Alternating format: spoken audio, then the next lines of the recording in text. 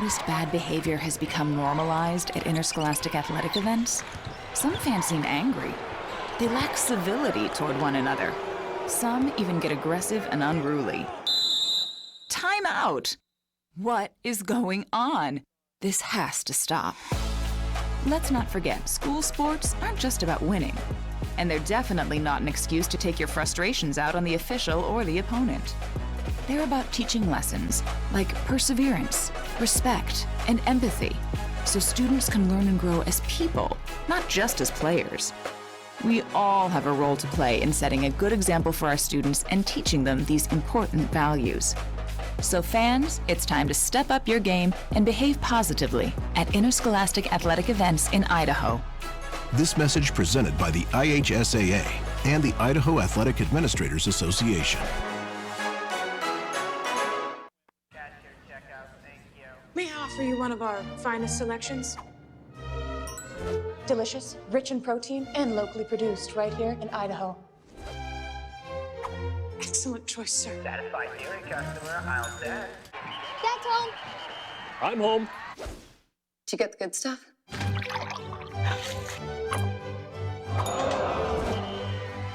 He's bringing it up. He's going in. He scores! Idaho's 529 can be used at any in-state or out-of-state 2- or 4-year college or university.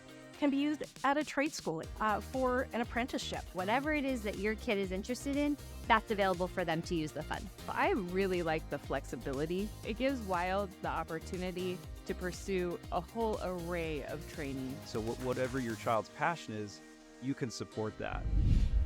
To learn more, go to idsaves.org.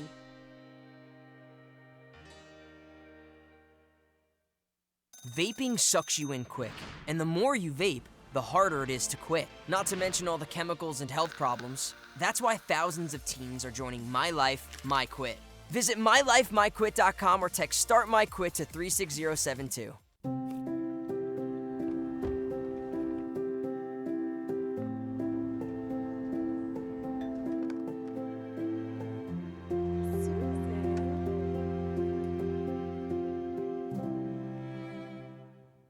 It's that time again. Time to get the health insurance you need for next year.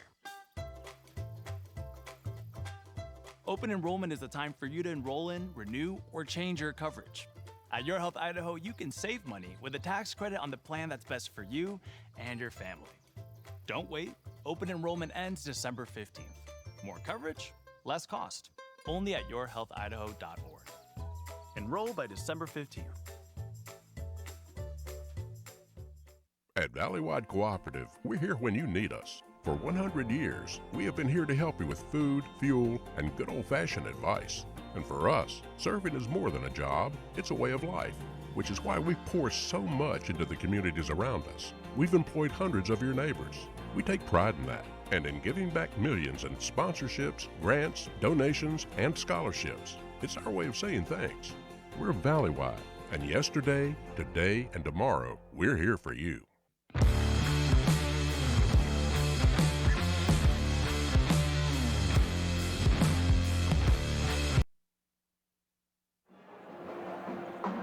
Welcome into another IdahoSports.com GameStreams production of the 2025 Idaho High School Football Playoffs. It's the 6A Milk Bowl State Championship game, and this postseason broadcast is presented by Project Filter, your local Toyota dealer. Your Health Idaho, Next Steps Idaho, Ideal, Idaho's College Savings Plan, the Idaho Bowl, Valleywide Cooperative, and the Idaho Office of Highway Safety. Hi, everyone, and welcome in. My name's Sven Elskog, and I'm joined here this afternoon by Joel Richardson as the Rigby Trojans welcome the Timberline Wolves to Eastern Idaho here inside the ECCU Dome, or the ICCU Dome, excuse me. And, an opportunity to see teams from opposite sides of the state, how they stack up at the highest level. Yeah, this is a great opportunity for that, especially we haven't seen Timberline in a long time, ever.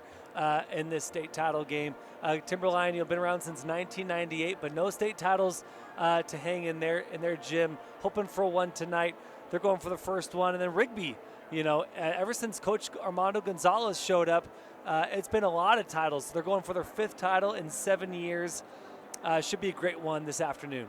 take a look at how both of these teams got to this point in the playoffs. For the Timberline Wolves, they avenged a regular season defeat at the hands of the Middleton Vikings with a 21-7 quarterfinal win at home at Donna Larson Park in the quarters. And then in the semifinals, a 23-17 defeat of the Coeur d'Alene Vikings. That was a game where they forced the Vikings into 6 turnovers, and that was really the story of the game from a Timberline perspective. Yeah, no doubt. Because Coeur d'Alene, they did outgain Timberline, but because Timberline was able to stop 4 out of the 6 Coeur d'Alene drives in their own territory, and then they forced those 3 interceptions, 2 fumbles, ended up being ball game. Of course, Timberline without their star quarterback, and so you had the star wide receiver playing quarterback, and that affected things, I think, for Timberline. But Coeur d'Alene, a much improved team throughout the season, but Timberline was able to pull that one out because of all those turnovers, forcing all those turnovers,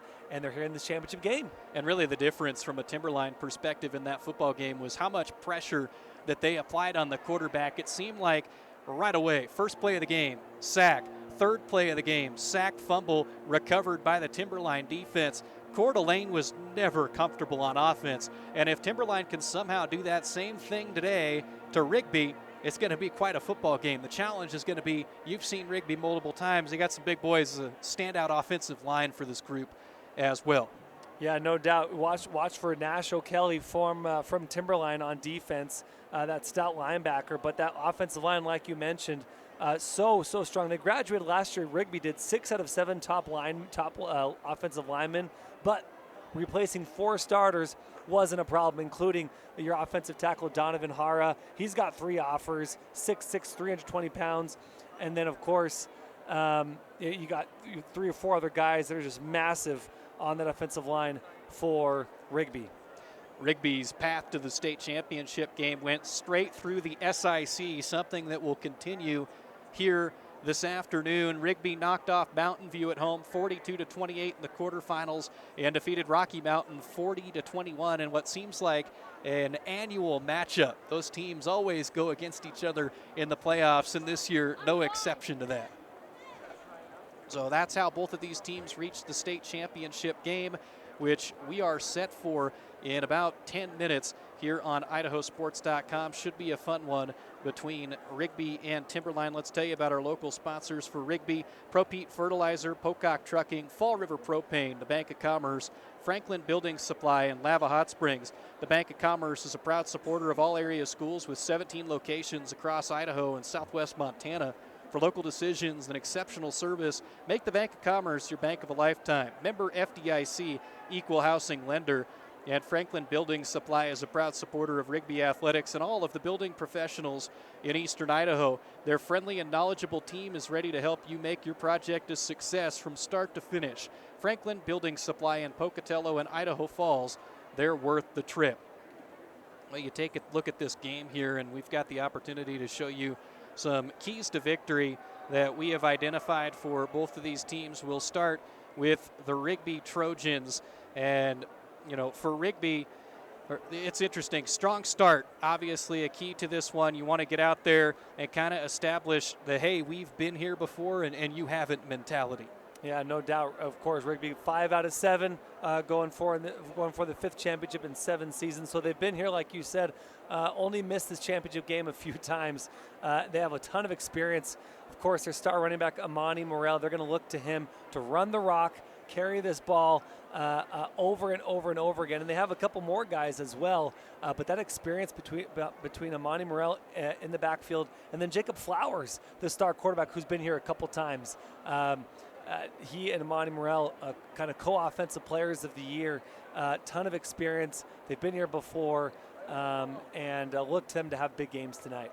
You know, another thing for Rigby, mentioned that quarterback Jack Brandt is going to be out. He tore his ACL late in the Middleton game, so he will not play in this state championship. Didn't play last week either. Hudson Lewis came in, a wide receiver, and he just 10 for 16, over 100 yards. He was awfully effective when they did go to the air. So Rigby, a key for them is to completely eliminate the passing game for Timberline. Yeah, and they have a good backfield to do that.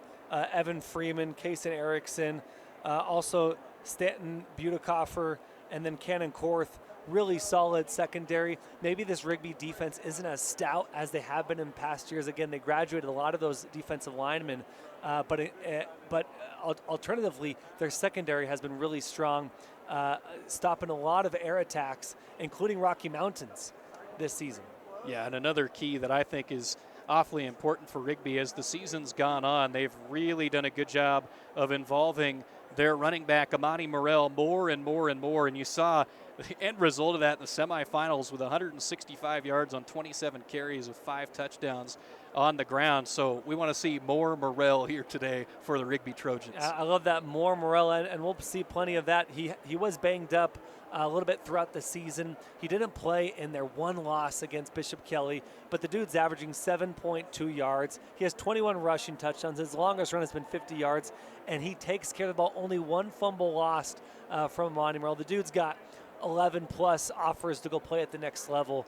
So it's going to be decision time for him coming up pretty soon. But, yeah, plenty of opportunity for Amani Morrell to make a statement in this, his final football game of his high school career. You know, it's that time of the year where start to get to decision time for a lot of players. In a game like this, you are on the largest stage that Idaho has to offer at the 6A classification, state championship, packed house here in the Dome. Amani, he's going to have a great opportunity to showcase himself in front of some college scouts here today. And he also has good hands, dude. He's had a couple opportunities to catch the football throughout the season.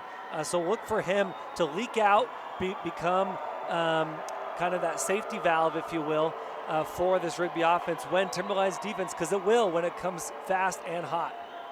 Keys to victory on the other side for the Timberline Wolves.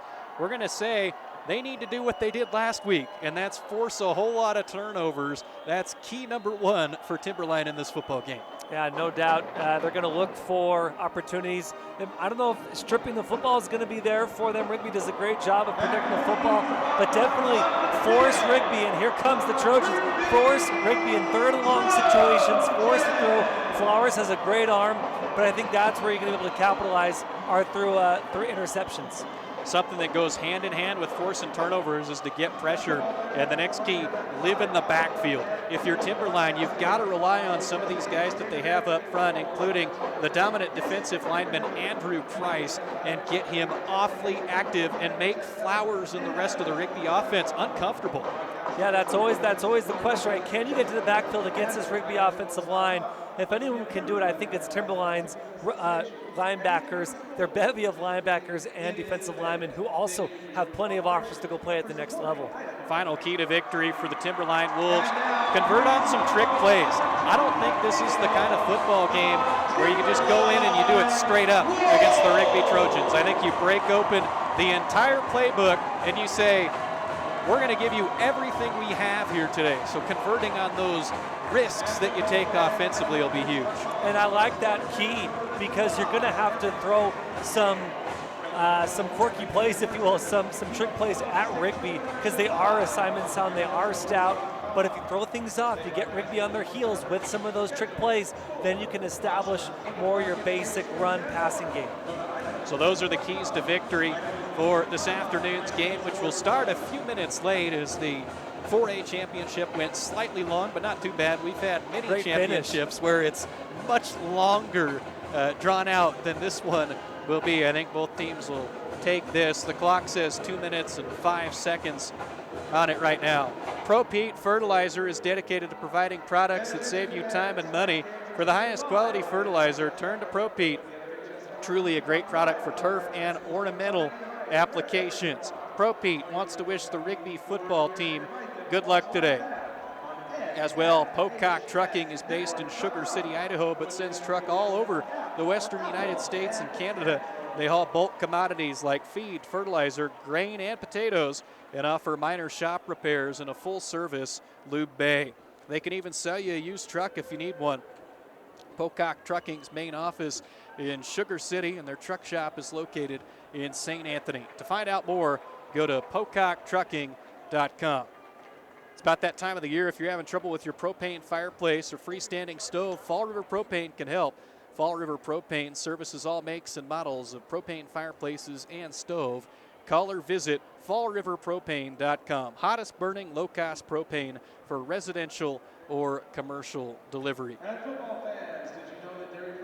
So we're inching closer to a football game that has had a lot of build-up throughout the season. I mean, you talk about Timberline. They come in 10-1 overall, 4-1 in the SIC Foothills. The coaches had them ranked number 4 in the final coaches poll, while the media had them ranked number 1. Who will be right? I'm going to go with the coaches on this one. I'm going to go with the coaches with Timberline. I like that there was some a little bit of parity, if you will, because Rigby was really number 1 throughout the season. But Rigby, it was funny, as soon as Rigby dropped that game against Bishop Kelly, everyone took notice. I think Rigby was 2 for a while there. Really liking Timberline, even liking teams like Rocky Mountain. Coeur d'Alene was making a push. But I'm going to go with the coaches on this one. Rigby, number 1.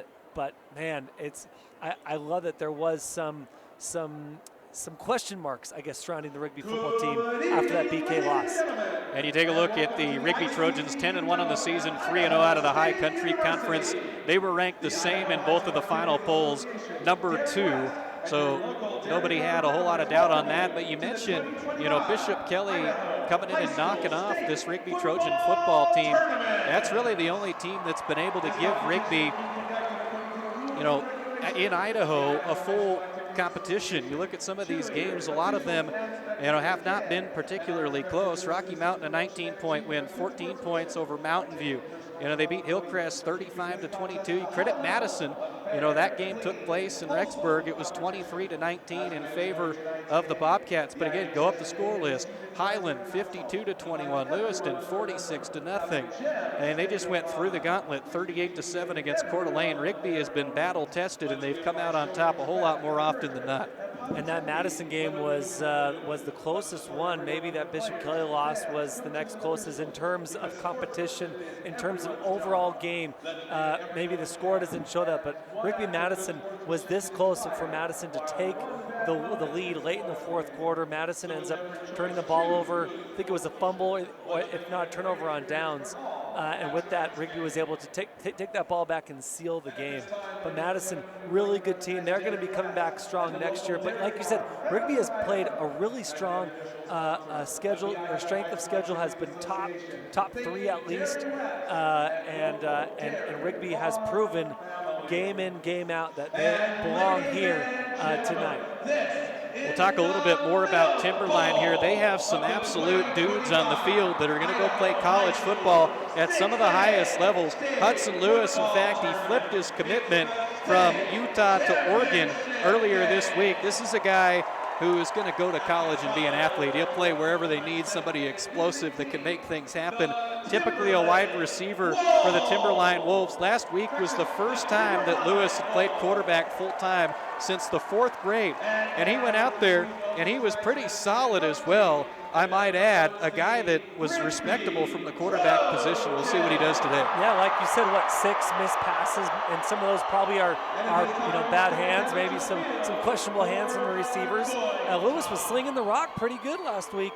I look for that for more, but it's really tough when you're over 1,000-yard receiver is now playing quarterback, and hopefully you get that kind of production tonight, this afternoon. From your other receivers. But Hudson Lewis, great athlete, committed to Oregon now, and he's going to go follow Kenyon Sadiq from Skyline, who's been playing tight end for Oregon the last few seasons and caught a touchdown pass today for Oregon. Yeah, how about Idaho representing at the highest level of college football, and some guys going into the NFL as well, with Loveland with the Chicago Bears. Fun to see guys that go from here at the ICCU Dome or wherever else in our state to the next level. Yeah, and Loveland, shout out Sean Kane, his Bears doing work right now. And Loveland part of that production from the Bears. I really like these other guys also. Jack Brandt, he's committed to UC Davis. Unfortunately, won't be playing in this game because of his injury. Brody, Nashville Kelly, University of Idaho offered. Still hasn't committed yet, and Andrew Price committed to Hawaii. So a bevy of players with Division I commits, big football program commits, playing at the next level. This is a Timberline program that you got to give a ton of credit to head coach Ian Smart for what he's done there over the last nearly a decade. 9 seasons, was at CUNA before that, and he's turned Timberline into a football team that's doing something nobody really ever thought was possible. I mean, you always talked back in the day, it was, Bora in the Boise School District that was having success on the football field, and then, Timberline and Boise Capital sometimes would be there as well. And now you look at it, and here's Timberline in the state championship game, and everybody in the Boise School District, they're obviously going to root for them at this point. It's the East versus West mindset. Totally. Yeah, no, it's the Treasure Valley versus East Idaho. Absolutely.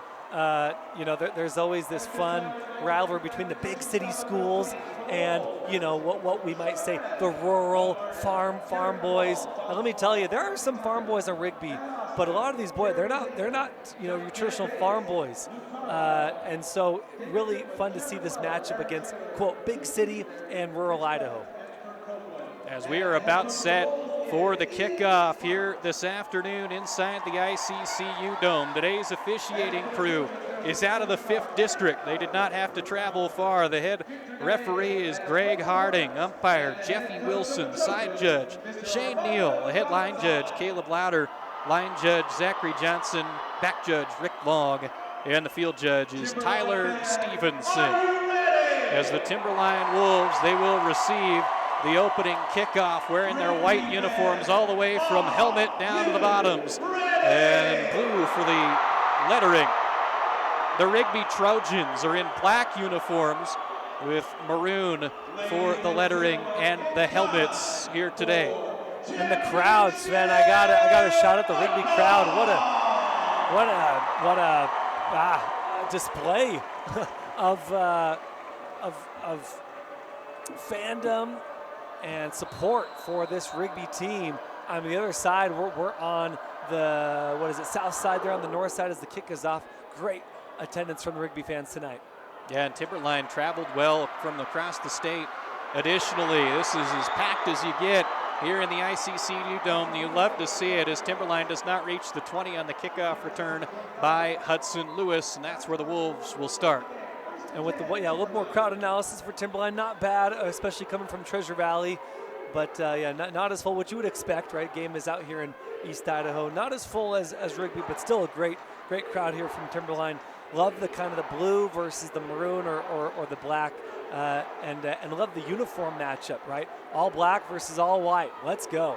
And talk about the turnout. The Timberline Spirit Squad, they fill the entire lower portion below us, so they traveled the Spirit Squad awfully well to this one. Always good to see support for the different programs in the school, and obviously here in the state championship game. And it looks like Timberline is going to surprise everybody and come out with somebody else at quarterback in the 6A state championship game.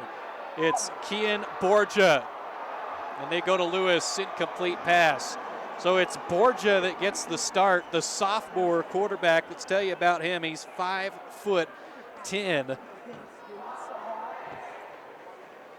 Yeah, 5'10", had a really nice ball on that first throw. They went straight down the sideline, long 25-yard throw from Borgia, and just misses his receiver. Good coverage there from Rigby to start. That was his 5th pass attempt of the season, and I think they're trying to confuse all of us, because guess what? Now it's Hudson Lewis in the shotgun. 2 plays, 2 signal callers for the Timberline Wolves in the state championship game. Handoff, sweep play, Brody Engroff, left side. He has a nice gain to the 25-yard line.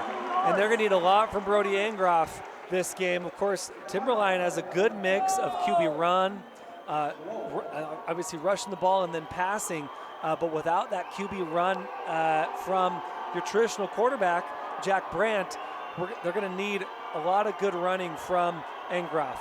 66.1 yards a game. 3rd down opportunity. The Rigby side opposite us, making a ton of noise, trying to make things difficult for Lewis and the Wolves, who have twin receivers to each side. Motion man coming near side on the sweep play. It's Fletch Scudder, called his name multiple times last week, and he is stopped shy of the 1st down marker by Ethan Hickman. Yeah, and Stanton Butekoffer was also there to finish that tackle. And Rigby did a good job of staying assignment sound on that sweep play to our near side, and that'll bring up the first 4th down of the game. 10:37 in the opening quarter. We are just underway. Jacob Everett out to punt for the first time. The return man for the Rigby Red Devils is standing at the 39-yard line. And it'll bounce out of bounds. No opportunity for a return. This is something, for those that don't follow Rigby on a regular basis, their original mascot was actually a Red Devil. So the team during the postseason adds a pitchfork to its helmet logo. Little tradition there. Yeah, I love it. No, for sure. Trojans throughout the regular season, and as soon as they hit the playoffs, they're back to Red Devils. And I like that culture. Like it's almost like it's a new season, right? And we're going to take one game at a time and get ourselves to the championship. So Rigby offense, the first time that they'll have the opportunity to come out here and show us what they can do. Their quarterback, Jacob Flowers, Montana Tech commit, 20 touchdowns on the season, over 2,100 yards, and a trip receiver set up to the top. Looking for the matchup between Amani Morrell and the linebackers. Nash O'Kelly, they're going to be spying him for sure, making sure Amani doesn't go too hard on them. Motion man was Jackson Nelson, and there goes Morrell over midfield to the 49-yard line in Timberline territory, a gain of 6, 2nd and 4. Well, Amani Morrell is such a motor, right? He gets open to, he gets out to space and can really take off on you, but he's also a thick dude, right? I want to say he's close to 200, if not over 200 pounds, and now he's lined up to the outside. He can do it all out there. They'll empty out the backfield, now decide to change their minds. Morrell motions into the backfield on the right side of Flowers in the shotgun. Timberline showing some pressure. They'll hand off Morrell, and he just bulldozes through the Timberline Wolves for a first down to the 43. And Rigby's offense isn't, they make sure that we remember that football is simple. We're going to run the ball, and if you can stop us, then we might mix things up. But if you can't stop us, we're going to continue to run the ball, and your offense will never touch it until we score. Football can be a simple game at points, and Rigby, like you said, trying to simplify it down here. 9:24 in the first quarter. It's the first offensive drive of the ball game for Rigby. Tight end on the right side of the line. Morrell in motion again. This time he'll line up to the right of the slot man on the near side. Now they motion the tight end as well, trying to set up a screen. They fake it. Quarterback run instead for Jacob Flowers. He has a first down and more inside the 30 and out of bounds at the 24-yard line. That's what Flowers can do. I thought they were going to go for a big play as they're on this side of the 50. Instead, he ends up taking it himself, but got a great block from Evan Freeman, the junior wide receiver, a starter all season long. Quick snap right back to the line. Morrell into the secondary already. And well past the first down marker again. Rigby just moving it right down the field on drive number 1. Yeah, now inside the red zone. Great job by Morrell to find the holes, hit the holes, and get up for another first down. They're back at the line, 1st and 10 from the 12. Morrell runs behind the left guard this time. That left guard is Donovan Hara, the senior. Evan Paschke was there. It's interesting, Evan Paschke hit him before he hit the line of scrimmage, hit Morrell before he hit the line of scrimmage, but Morrell doesn't go down. He got 2 more yards, fell forward, positive yards, and now it's 2nd and 4, ball on the 7. Offensive line starters, McConnell, Hara, Gast, Williams, and Nelson for Rigby. 2nd down. Flowers keeps it. Penalty flag flies from the white hat behind the play, right in the area of holding. Yeah, Flowers tried the fake pitch and took it himself, which was a good play call, but now we have a hold, and Flowers wasn't really going anywhere. They had him spied out. Good coverage from Timberline's defensive line. 8 minutes and 3 seconds in the first quarter. We'll await the official call here from the white hat, Greg Harding, and it is a hold on Rigby. And something for the Timberline fans below us to cheer for. And this is the difference that you're seeing today. This Rigby offensive line, awfully talented, and they are making it a little more difficult for the Wolves to get into the backfield like they did so effortlessly last week. Yeah, just a zone blocking scheme almost every play. The snap. Morrell inside the 10 and down at about the 9-yard line.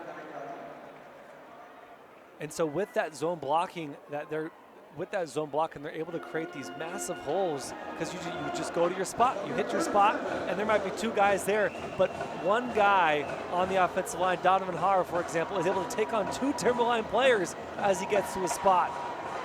It's not just blocking, but it's also being assignment sound on those zone reads. 3rd down and 6 in the middle of the hash marks, 9-yard line.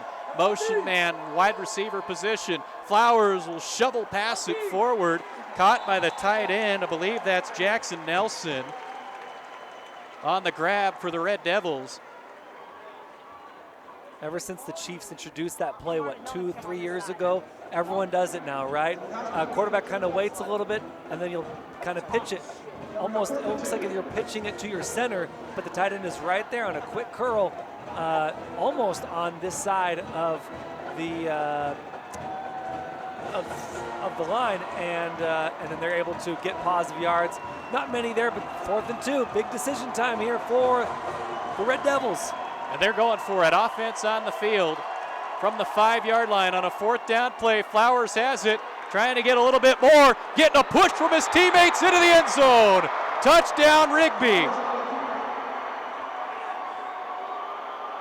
Flowers kept those legs churning. I'm trying to get the number who pushed him forward.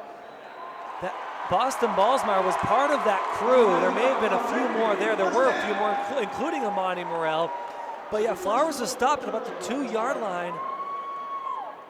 Oh, I'm not sure what happened there, but he definitely got into the end zone. So I guess the officials are saying that they blew the whistle. That was clearly a touchdown to everybody in the building, I feel like. Yeah, they must have thought his forward progress stopped, and so, yeah, no. The official on the far side signaled touchdown. So apparently a whistle blew. Regardless, they'll hand it off to Morrell. Now they get a touchdown. Well, that was anticlimactic. From 2 yards out. Well, Amani Morrell makes it certain, right, Sven?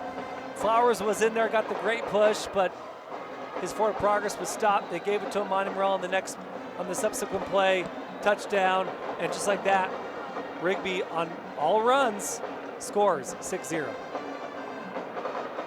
Yeah, that was kind of a weird sequence right there. That's one of those plays that in college or the NFL probably gets reviewed, as now we have a whistle again prior to the PAT. But if you're Rigby, you don't care. You got into the end zone anyways. Andrew James is the kicker.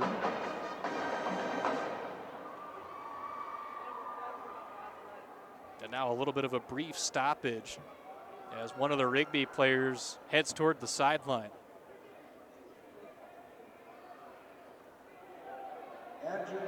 So a late substitution for Coach Gonzalez. Coming into the right side of the the front for the special teams kick. Freeman is the holder.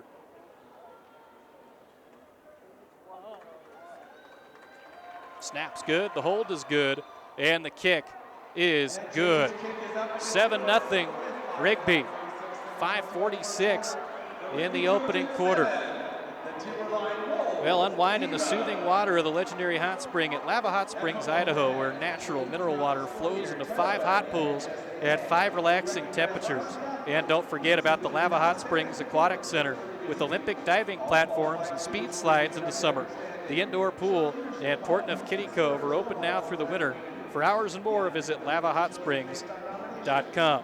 And the Bank of Commerce is a proud supporter of all area schools with 17 locations across Idaho and southwest Montana.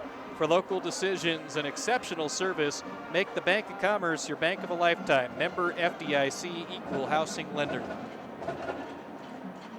So Rigby strikes first at the 5:46 mark of the opening quarter on a 2-yard touchdown run from Amani Morrell. Yeah, what does Rigby do? Every play was a run play. I thought maybe they're going to go for a big chunk play. But that was after that first down. They crossed the 50, and instead Jake Flowers went for a long run, which ended up being a chunk play just on the ground. All running plays from Rigby using that massive offensive line, including their running back, their massive offensive line, and game, Amani Morel for the 2-yard touchdown. It's what Rigby does, run the ball until you can stop it. Evan Freeman, the kicker, boots this one through the end zone, and it'll be a touchback. Timberline taking over from its own 20-yard line. Again, 5:46 opening quarter, 7-0 Rigby. Both teams have possessed it once offensively. As we've seen two men at the signal caller spot, it was Borgia on the first play from Timberline, and now it's been Hudson Lewis ever since. Lewis sends a man in motion, keeps it himself, and jumps forward to the 24-yard line. A little gain there of 3 or 4. Yeah, I'm not sure if that was kind of your RPO or if that was a designed quarterback run, but I like giving your athlete the ball, letting him work, and man, as soon as he got it, he exploded out of the backfield through the middle for a gain of 4. More of that from Lewis, please. As they'll break the huddle and try to get more forward momentum here.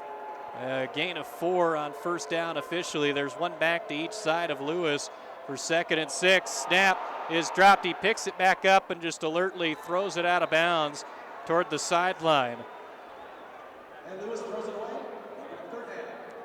And that's a play that you'll take if you're Timberline to avoid any kind of, something worse really in that situation. Yeah, Rigby was quick in the backfield to see if they could make a big play, but luckily he's able to pick it up. Lewis able to pick it up, throw out of bounds, and live to see another play, but now 3rd and 6. It does make it so that you have a big spot here for sure. And his offensive line going to need to give him some time in the pocket on a 3rd down and 6 from their own 24. A little over halfway into the opening quarter. Lewis airs it out deep. Oh, it's off the hands. In and out for Lucas Thompson. That would have been a huge play for the Wolves. I think Thompson thought he had his hands under it, but unfortunately just beyond his, it went off his hands. So if you're a quarterback, you're like, you got to catch the ball, Mr. Lewis. Mr. Thompson. But I think if he would have dove, easy catch there. But I think when he hit his hands, he thought he had it no problem, but bounces right out. Incomplete pass. It was a good throw from Lewis, just not enough from Thompson. Jacob Everett will have to punt for the 2nd time already. After the quick 3 and out, pressure comes, barely gets it off, bounces at the 45, taken at the 38. Freeman returning to midfield, spinning around, lunging forward, down at the 43. About a 25-yard return from Evan Freeman. He's a speedster. He and his buddy Owen Golding, both track stars at Rigby, and they went some 1 through 5 or something in track last year. Speedsters, those two guys, and Freeman showed that on that kick return. And man, Rigby starts with good field position to start this drive. A big defensive sequence here for Timberline, a team that played in their first state semifinal since 1998 last week. This is the first state championship appearance in school history, and the last thing they want to do is go down by a couple of scores early. So the defense really going to have to pin their ears back and stuff them here. Flowers pressured and dropped for a sack. Way back at the 45. Austin Engroff on the sack for the Wolves. Austin Engroff just blew by his blocker. Missed assignment there for sure. And I thought Flowers was going to get out of that tackle, but Engroff held on. A great tackle right at the ankles. And Flowers, as he tried to spin out, Engroff was able to get at the knees and pull him down for a big loss. Great stuff from Engroff. That's exactly what Timberline did last week. They're hoping for more of the same as we move forward this afternoon. A little underhand shovel to Amani Morel. He makes the catch at the 45 of H1 defender and just bulldozes dudes to the 39-yard line. He is as physical as it gets. So they made back their yards and then gained a few extra. Now 3rd and 6. My goodness. 15-yard run from Amani Morel. Yeah, that underhand throw, different from the shovel. Underhand to Amani Morel, and Amani Morel off, man. Just takes off to the outside. He starts churning those legs, cuts inside for a few extra yards. 3rd and 6. It almost seemed like a softball pitch, the way that he came underhand there. And regardless, it gets the job done exactly the same as your normal, more conventional looking shovel pass to the 39-yard line. 3rd down and 7 or so yards to go. They don't get it. And now a 4th down, and Timberline's defense potentially could be getting off the field here soon, which is exactly what they needed to do. Yeah, great stuff from Tyler Goodwin. The first one there on the defensive line. I think also Hudson Snook was there as well. And both juniors, they're on the defensive line doing work, keeping Flowers from getting the extra yards. But Rigby going for it on 4th and 5. Ball at the 38, spotted on the left hash. There's twin receivers each side for Rigby. Morrell in the backfield to the left of Flowers. Motion man sets up shop to the right side of the line. Flowers drops back to pass. It's Morrell, and he threw an absolute missile at Morrell, incomplete. Yeah, Morrell wasn't quite there, but the pressure was coming from Timberline's line. Timberline gets the stop on 4th and 5, and they themselves have a good field position to start with 2:31 to play in the first quarter. Well, they desperately needed something positive to happen here early, and that stop, the turnover on downs, is exactly what the doctor called for, and now they have it, 1st and 10 from their own 38, and a chance for their offense. See if they can get the run game rolling a little bit more with Brody Engroff and crew. It's a 3-receiver set, 2 backs, 1 on each side for Lewis. Sweep play, handoff, Scudder, and Scudder has the 44-yard line, a nice gain of 6. And you saw it right there why Hudson Lewis has offers to play at the next level, not just as a receiver, but as an athlete looking to go to Oregon. Made a great decision there. This is only his 2nd game playing quarterback, but at the mesh point, held, and finally let go and let his running back get some great yards. Great read there from Hudson Lewis at the mesh point. Under 2 minutes on the clock, first quarter. A 2nd and 4 from the right hash, their own 44-yard line for Timberline. They'll send O'Kelly in motion and hand off to Engroff, and he is gobbled up and dropped by a couple of Trojans led by Ethan Hickman, the linebacker. We call that broadcaster curse. As soon as I told him that, great decision on that mesh point, he decides to give it too soon. He should have pulled it and taken off to our near side, but let the court running back keep it and got stopped for a loss. And what was originally a 2nd and manageable, now a 3rd and long, 3rd and 7 specifically. 1:18 first quarter. Timberline going to need something here. Could be 4-down territory depending on what happens on 3rd down. Armando Gonzalez ran toward the official, wanted a timeout. He doesn't get it. Instead, it's Lewis. Pass over the middle, incomplete at the shoestrings of Hayden Hills, who had a great game last week. Yeah, Hills was there. Tried to do a little sliding dive, a little shortstop dive there, but ball falls incomplete. Lewis had to scramble a little bit and chuck that ball as quickly as he could, and I think as he's scrambling and through, just hit the turf too soon for Hills to bring it in. And I don't know if you saw that, Joel, but Armando Gonzalez was racing toward the official. I think he wanted a timeout, saw something, and if you're Rigby, he bailed out a little bit there as the punter will corral a fairly poor snap. Everett gets it, and the return out to the 35-yard line, and a great open field tackle made by Benton Bates. Yeah, Freeman was there, but Bates was there sooner, and Bates did a good job of keeping Freeman at bay. Good open field tackle for sure. So, man, Trojans get a stop, Timberline gets a stop. Trojan/Red Devils get a stop.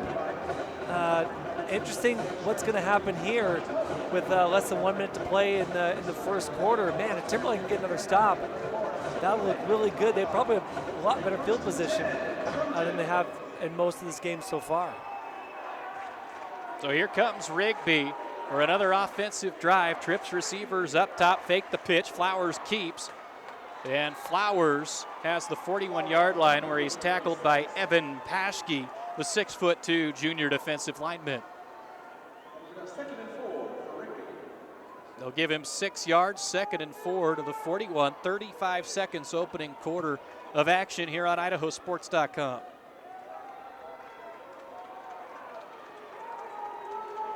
Rigby not in any hurry here. Might be the final play of the quarter, depending on what happens. Motion man comes near side. Handoff. This time, it's Kofe. And Kofe likes what he sees to the 37-yard line over midfield. Almost a 30-yard run from Q Kofe. Timberline brings pressure. Pull up the safeties. Q Kofe hits the hole perfectly, bounces outside, he's off to the races. One of your top rushers besides Amani Morrell for this Rigby Trojans team. And that will expire time in the first quarter of play. Your score, Rigby 7, Timberline nothing. In the 6A state championship game, we'll keep it right here and thank some of our local sponsors on today's broadcast, including Pro Pete Fertilizer. They're dedicated to providing products that save you time and money. For the highest quality fertilizer, turn to Pro Pete. Truly is a great product for turf and ornamental applications. Pro Pete wants to wish the Rigby football team good luck today. Pocock Trucking is based in Sugar City, Idaho, but sends trucks all over the western United States and Canada. They haul bulk commodities like feed, fertilizer, grain, and potatoes, and offer minor shop repairs and a full-service lube bay. They can even sell you a used truck if you need one. Pocock Trucking's main office is in Sugar City, and their truck shop is located in St. Anthony. To find out more, go to www.pococktrucking.com. So 7-0 ball game through a quarter of play. And, again, credit Timberline. They came out on that last defensive opportunity and they shut down Rigby, and that's why we've got ourselves a one-score ball game. Could have easily gotten away from them early on. Yeah, Timberline showing why they belong in this championship game. They pinned their ears back on that last drive, held Trojan, but then Trojans answered with their own hold on defense. And now Trojan football after that long Q Kofe run. Q Kofe, the second leading rusher on this team. Penalty flag flies before the ball snapped. Some movement prior. Most likely going to be on Rigby. Will officially wait that. To apologize, actually Jacob Flowers, second leading rusher, 92. Q Kofe, 91 rushing attempts. So they'll back them up 5 yards. The penalty is on Rigby, a false start. And they now have it at Timberline territory at the 42. We have yet to see a second tick off in the second quarter. What we also haven't seen is an explosive play in the passing game, looking for which team can hit, because they've had some open receivers. They've had a step or two, looking to see which team can hit that home run play first. Under center this time is Flowers. Farnsworth in motion. Morrell, handoff. They were just trying to change the eyes for Timberline, and they make them pay. First down to the 26, a gain of 16 yards for Morrell. And Nashville Kelly, your star linebacker for Timberline, was there on Morrell. He tried to arm tackle Morrell. His arms literally slid down Morrell's back, but he held on, which shows you how good he is, holding on to someone like Amani Morrell, and helped bring him down after a big gain. Flowers, direct snap, direct run. The 21-yard line, he has 5 yards, 2nd and 5. Well, glad you could join us from wherever you may be. We're here inside the friendly confines of the ICCU Dome on the campus of Idaho State University in Pocatello, where a packed house on the far side and a fairly packed house on the near side is out, tuning in for this football game. A lively crowd for the 6A state title. 11:04 second quarter. Motion up top, Freeman, play action. They're looking for Freeman, and he is hit and dropped immediately after he caught it, and he will lose yardage on the play. Timberline tackle for Nashville Kelly. Yeah, great read by Nashville Kelly. He knew exactly what was going on. He let his teammates go after Flowers, and he missiled towards Freeman. As soon as it hit Freeman's hands, Kelly was there with the big hit. And good timing, too, because if it would have been just a half second earlier, may have been pass interference. The loss makes it 3rd and 7. Not ideal for Rigby. They were in a better spot before the play was ran. Shotgun. run play, right side Morrell, and he's tripped up immediately at the line by Austin Engroff. A defensive back coming in to bring him down. It's 4th down.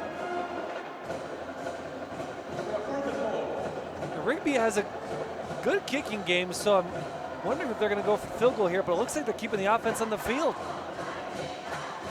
And one of the best dressed coaches in the state over there on the far side in his overalls. Guys, he's got it figured out. Used to being outside in the elements, not today. He's wearing it anyways. 4th down for Rigby. And it's deflected, almost intercepted. Benton Bates got his big right hand up there. And for the second time in the first half, the Timberline Wolves force Rigby into a turnover on downs. Yeah, Bates was spying Flowers, wondering if Flowers was going to take off to the outside. And as soon as he saw Flowers cock his arm back, he started taking off towards who else but Amani Morrell. He was able to tip that ball down, almost intercepted. I don't know if he returns that for 6, but that would have been a big return for sure. That would have been one of those fun big man touchdowns, although Benton Bates, not exactly the biggest of guys, but he's a bigger guy. A linebacker version of the big man touchdown.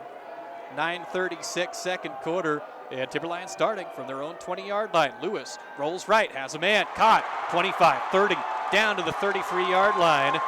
On the grab for the Wolves, Carl Franzen, 6'1", junior wide receiver. 13-yard catch for Franzen. We won't call that a home run play, but that's a good chunk play that we've been looking for from Timberline in the passing game. And got to say, solid throw from Hudson Lewis.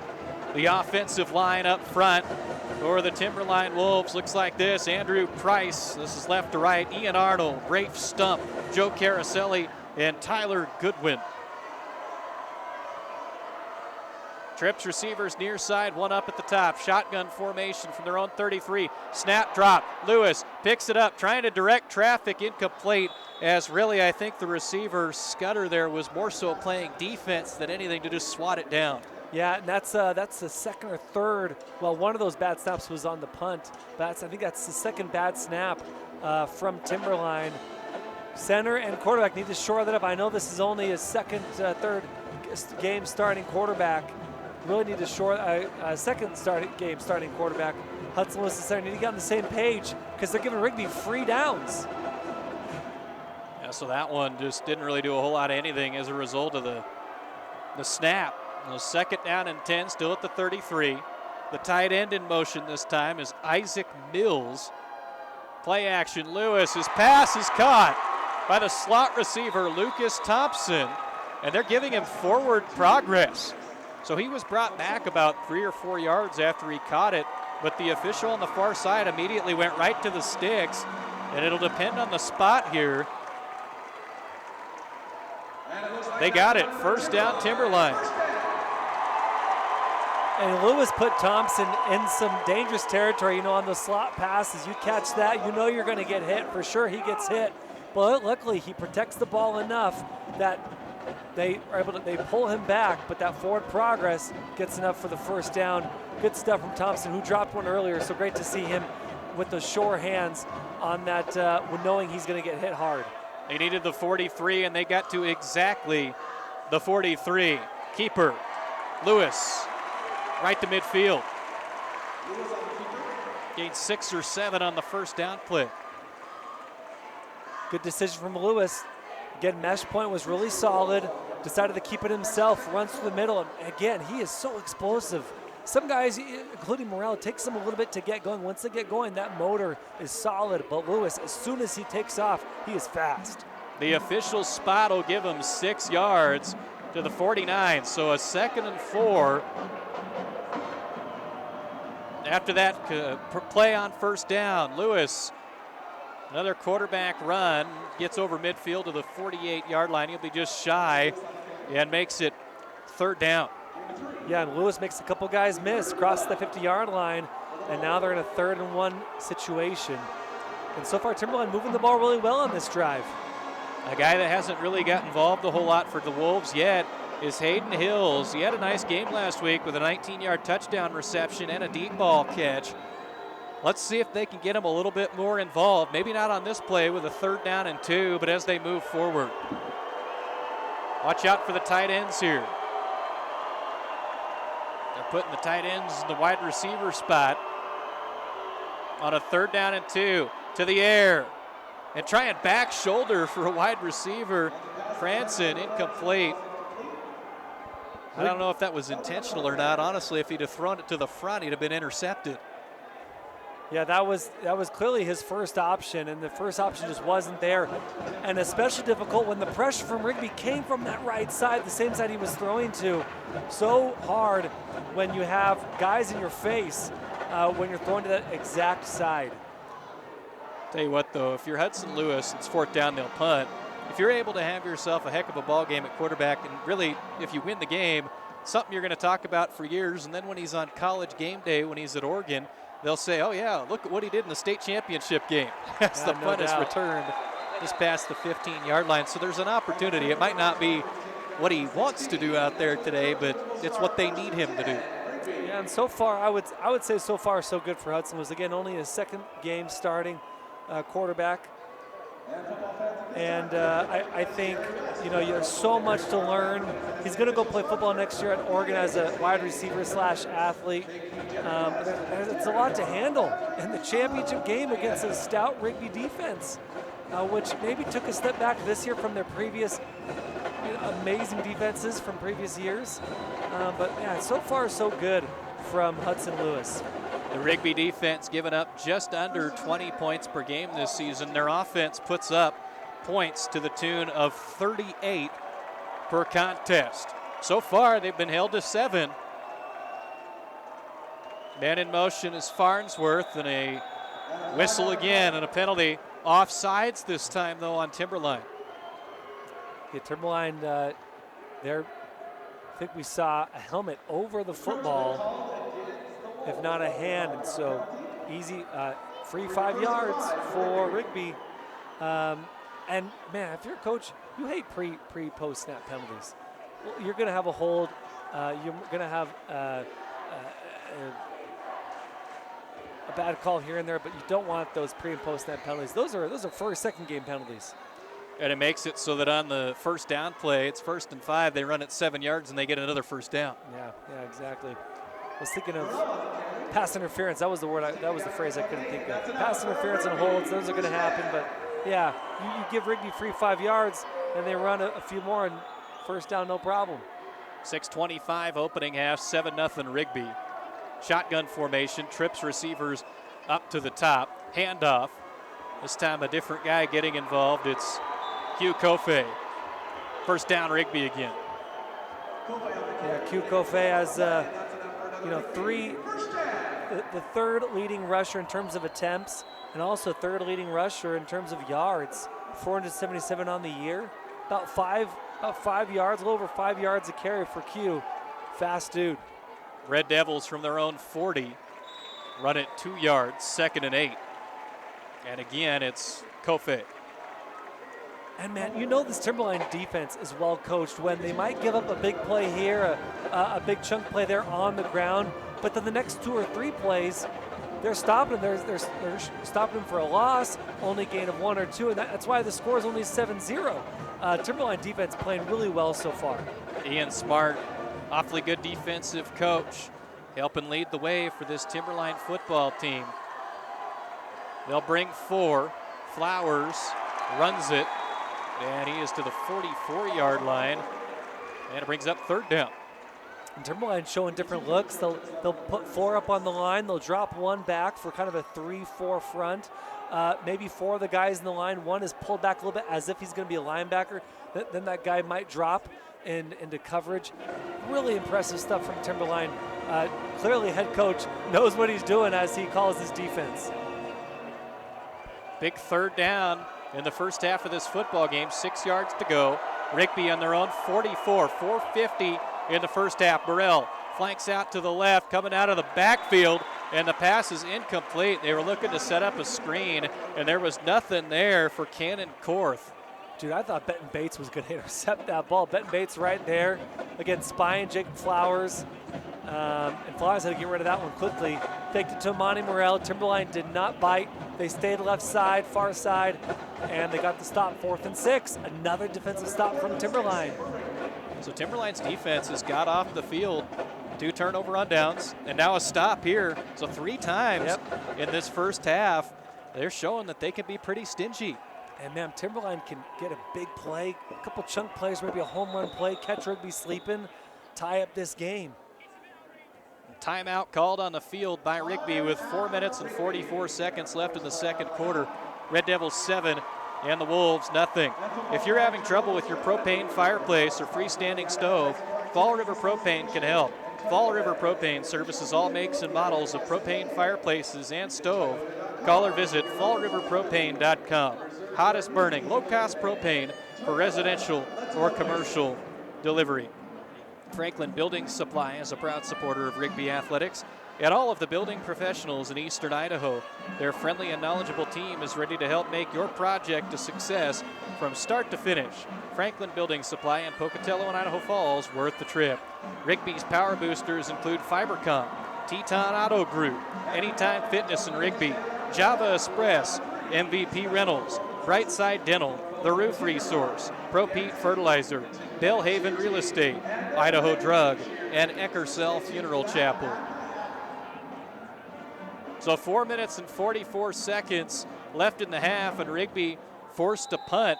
They've turned it over on downs a couple times. Now we get to see the punt game. And rolling right, thinking about it. Nope, he's going to punt it. Flowers. Bounced it out right around the 20. The one thing that I've noticed, Joel, and this is coming from a guy who hasn't been over here for a state championship in a while at the ICCU Dome, the media presence as far as on the field with photographers, video, social, is far above what I ever remember it being. They were doing the coin toss before the game. There were probably 20 people out there with cameras and phones. Goes to show you how that is a really valued area in athletics now, high school, college, and beyond. And with Rigby specifically, this is not your father's Rigby team, right? Ever since Coach Gonzalez has shown up, a lot more participation from the fans and from the parents of and the faithful, the Trojan, the Red Devil faithful. Quick pass, 1 yard gain, 2nd and 9. With 4:25 second quarter, and this is an opportunity for Timberline to have a nice sustained drive, go down the field, and try to score before the break. They did receive the opening kickoff, so this is a big drive for their offense. Is obviously not in any kind of hurry as we approach 4 minutes. Plenty of time, and the Wolves with all 3 timeouts. Rigby now lined up in 4-3. Let's see if they bring some pressure. To pass. Lewis has to evade everybody. And there's those Oregon Duck wheels out of bounds at the 28-yard line. He turned nothing into something. And coaches are hot. They wanted a hold on that run. And the pressure did come, and they felt like there were 1, maybe 2 holds from Timberline. But I thought it was a good call. I thought it was a good no call. Trojan fans don't like it. Coaches don't like it. And man, those wheels, no doubt, he took off and made a lot out of nothing. Coach Gonzalez awfully animated on the sideline after that play, as Joel alluded to. 3:48 in the second quarter. 3rd down and 6 from their own 28, left hash. 2 receivers near side, 1 to the top, a tight end on the left side of the line, and 1 running back. Lewis, pass, near side, caught, but paying the price for it is Lucas Thompson, as he is just lit up. Looked like Cannon Korth. Yeah, Cannon Korth gave him the business, is what we call it. Cannon Korth, great timing on that tackle. Saw one earlier from Timberline, and Korth timing it perfectly, hit him hard, and kept him from getting further yards on the 3rd and long. Now it's 4th and 1. So this drive, where they so desperately need to try and get some points on the board, is at risk of being ended. It's a 4th and 1 from their own 33, and we got something else, another new wrinkle. Nash O'Kelly was lined up by himself in the backfield for a direct snap. Lewis was flanked out far side. Rigby saw that and immediately called a timeout. Yeah, Rigby okay with getting rid of another timeout. They have 1 more left with 3 minutes remaining. That that may be interesting as this half leans into halftime. But yeah, great call there because we had the linebacker ready to run a 4th and 1. I love it. Give the big fella the ball. So now the question is, after the timeout, do they come out and try and do the exact same thing again? In the meantime, reminder, you can unwind in the soothing water of the legendary hot spring at Lava Hot Springs, Idaho, where natural mineral water flows into 5 hot pools and 5 relaxing temperatures. And don't forget about the Lava Hot Springs Aquatic Center with Olympic diving platforms and speed slides in the summer. The indoor pool and Port of Kitty Cove are open now through the winter. For hours and more, visit LavaHotSprings.com. Look at you calling it lava. You know what's up, Sven. East Idaho. Went to Idaho State, I have an advantage. That's right. But don't worry, Timberline fans, I live in the Treasure Valley. See, we're not biased. Look, 4th down and 1. Nash O'Kelly, direct snap, Bulls forward, 1st down Timberline. I love that they went right back to it. You trust Nash Kelly. He is your guy with plenty of offers as the linebacker. He gets the 1st down. Perfect call there. Bulls forward. Yeah, and he may have gotten a couple of yards there on that bowling ball play. The Philadelphia Eagles are watching. They found their next tush push guy. That's right. Nash Kelly, welcome to the big time, buddy. Or the Idaho Vandals are watching and they said, that's our guy. Just kidding, they're not watching. They're playing the Idaho State Bengals here today. Yeah, who's got a score on that game? Lewis, shoulder fake, pass deep, intercepted, underthrown, and picked off by Cannon Korth. Yeah, Lewis's passes, almost everyone has been short. And that one, Cannon Korth just jumped the route. I mean, maybe jumped the route. He was just right there in front of his receiver. If Lewis can get that ball a little bit higher, that's a touchdown. Korth cheated on the route. Again, sort of jumped, but he was kind of already there as he was cheating on the route. And Korth gets the interception, shortstop slides for a turnover, and that's Rigby's 1st turnover of the game. You know, that's turnover of the game. That's really Timberline's first miscue. Yeah. From that perspective, they've played awfully clean. The problem is there's 2:20 on the clock here in the 1st half. They may pay for that one. Rigby also with 1 timeout left. Morrell runs it up the middle to the 43-yard line, a nice gain of 6, and it just seems like more often than not with Rigby, they're able to gain yardage on the 1st down play and set themselves up for 2nd and 3rd and very reasonable situations. A no huddle, Morrell again on the carry. This time he goes to the far sideline and gets absolutely decked by Carl Franson, but not before moving the sticks once again.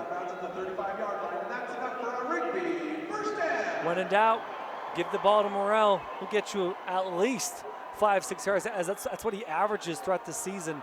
Over 5 yards a carry for Morrell. Leading rushing attempt runner on this team. One of our keys to victory, more Morrell. They've continued to increase his workload, and they're doing it again today. Play action, Flowers. They get it back to Morrell on a little shovel to the 30-yard line, and another gain of 5. They are so consistent with the 5 or 6 yards on 1st down. And they'll again go no huddle, trying to make sure they score before half. And by the way, they get the ball at the 2nd half. 1:37, the clock rolling here in the 2nd quarter. Morrell, one more time, why not? 24-yard line, and I think everybody in the building has a pretty good idea where Rigby's going with the football right now. Morrell was hit at the 30, if not the 28-29, gets all the way 24 by 2 spin moves off tackles. He wasn't doing spin moves to evade tacklers. He was spinning out of 2 tackles, as we now have a timeout by Timberline. Great run from Morrell. You were saying 10 or 11 offers before the game.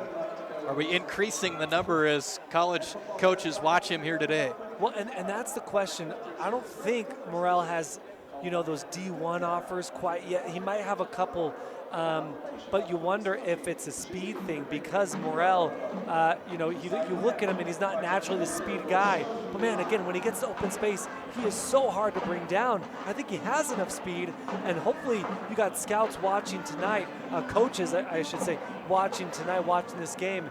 And hopefully they pull the trigger on some of those more big offers. Clearly he's still waiting on some because he hasn't committed quite yet. I will say, the proof is in the pudding.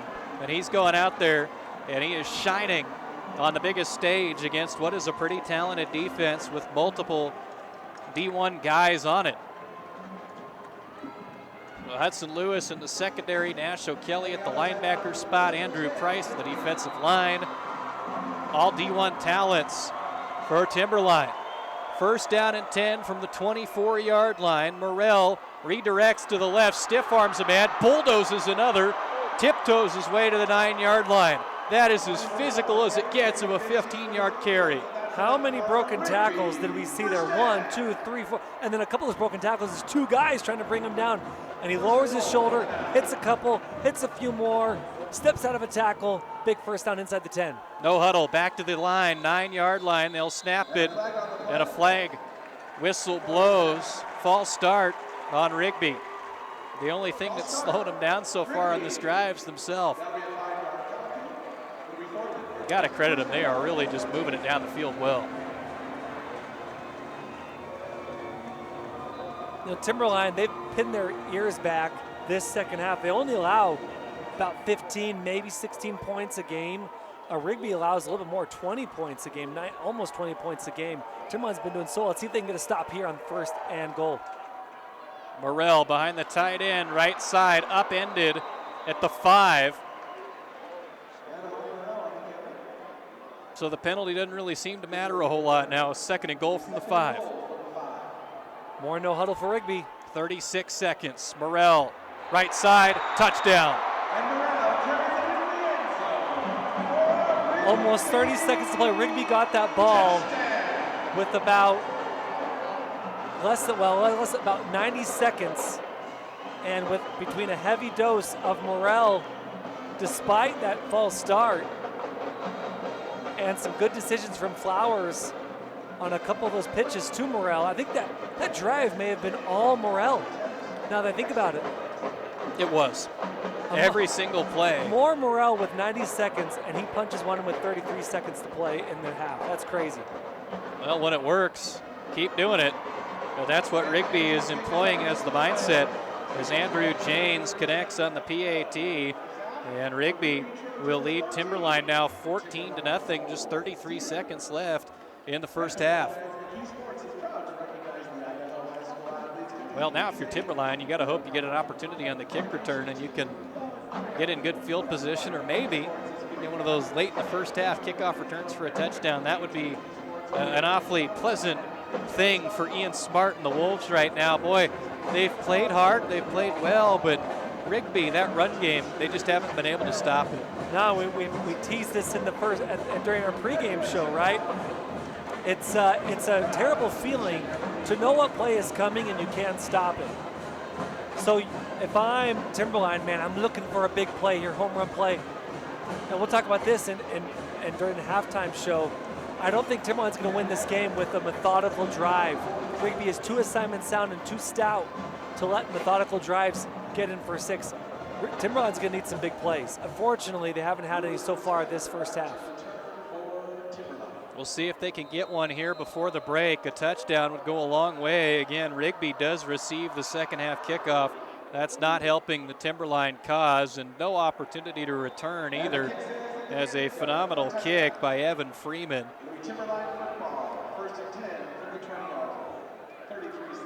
Well, here we go. You know, you got to go 80 yards to try and get into the end zone. What are you dialing up here?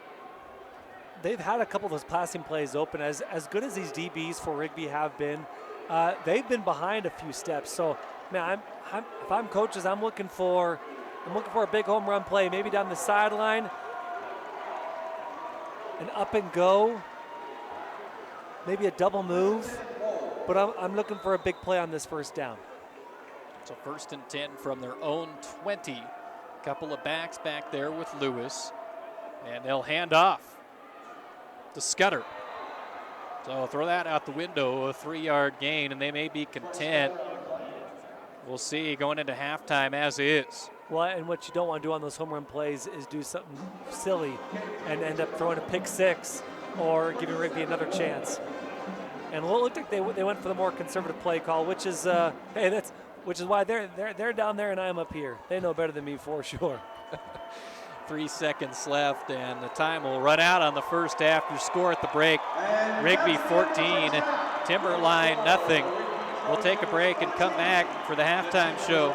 You are listening to the 2025 Idaho 6A State Championship on IdahoSports.com.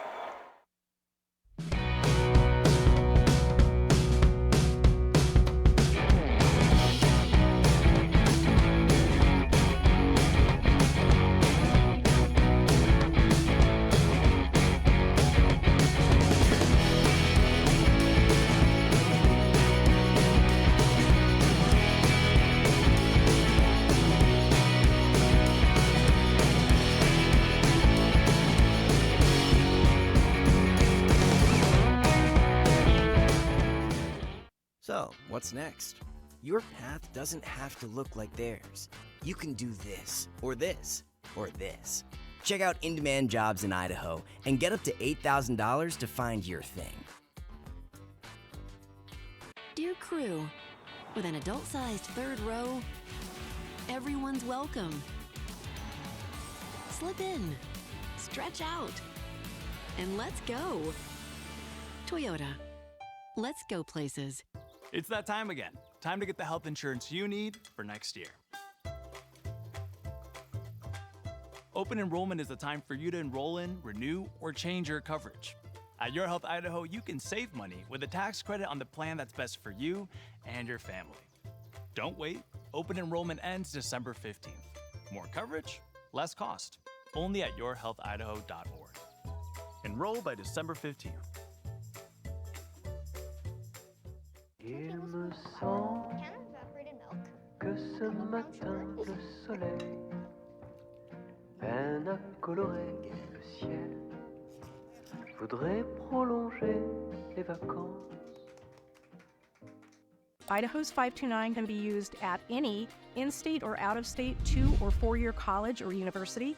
Can be used at a trade school for an apprenticeship. Whatever it is that your kid is interested in, that's available for them to use the fund. I really like the flexibility. It gives Wild the opportunity to pursue a whole array of training. So whatever your child's passion is, you can support that. To learn more, go to idsaves.org.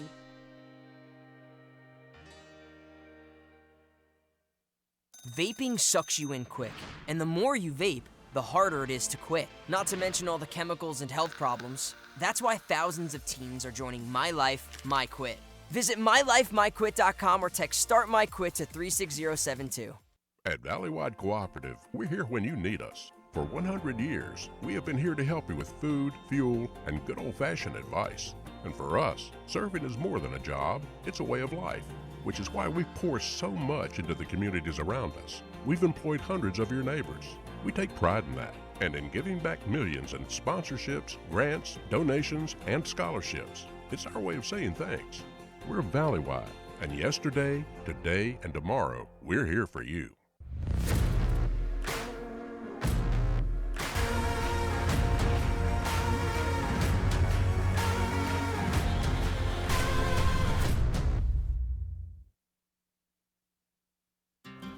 Dear Friday, we've got power tailgates to power game days and a trailer backup guide. That's the champ of the ramp. Toyota trucks. Toyota. Let's go places. Every time that we get in the car, number 1, buckle up. Number 2, no phones. And number 3, pay attention to your surroundings. If I got in the car with my friends, I would definitely tell them to put their seatbelts on. I want to be able to get back home safely.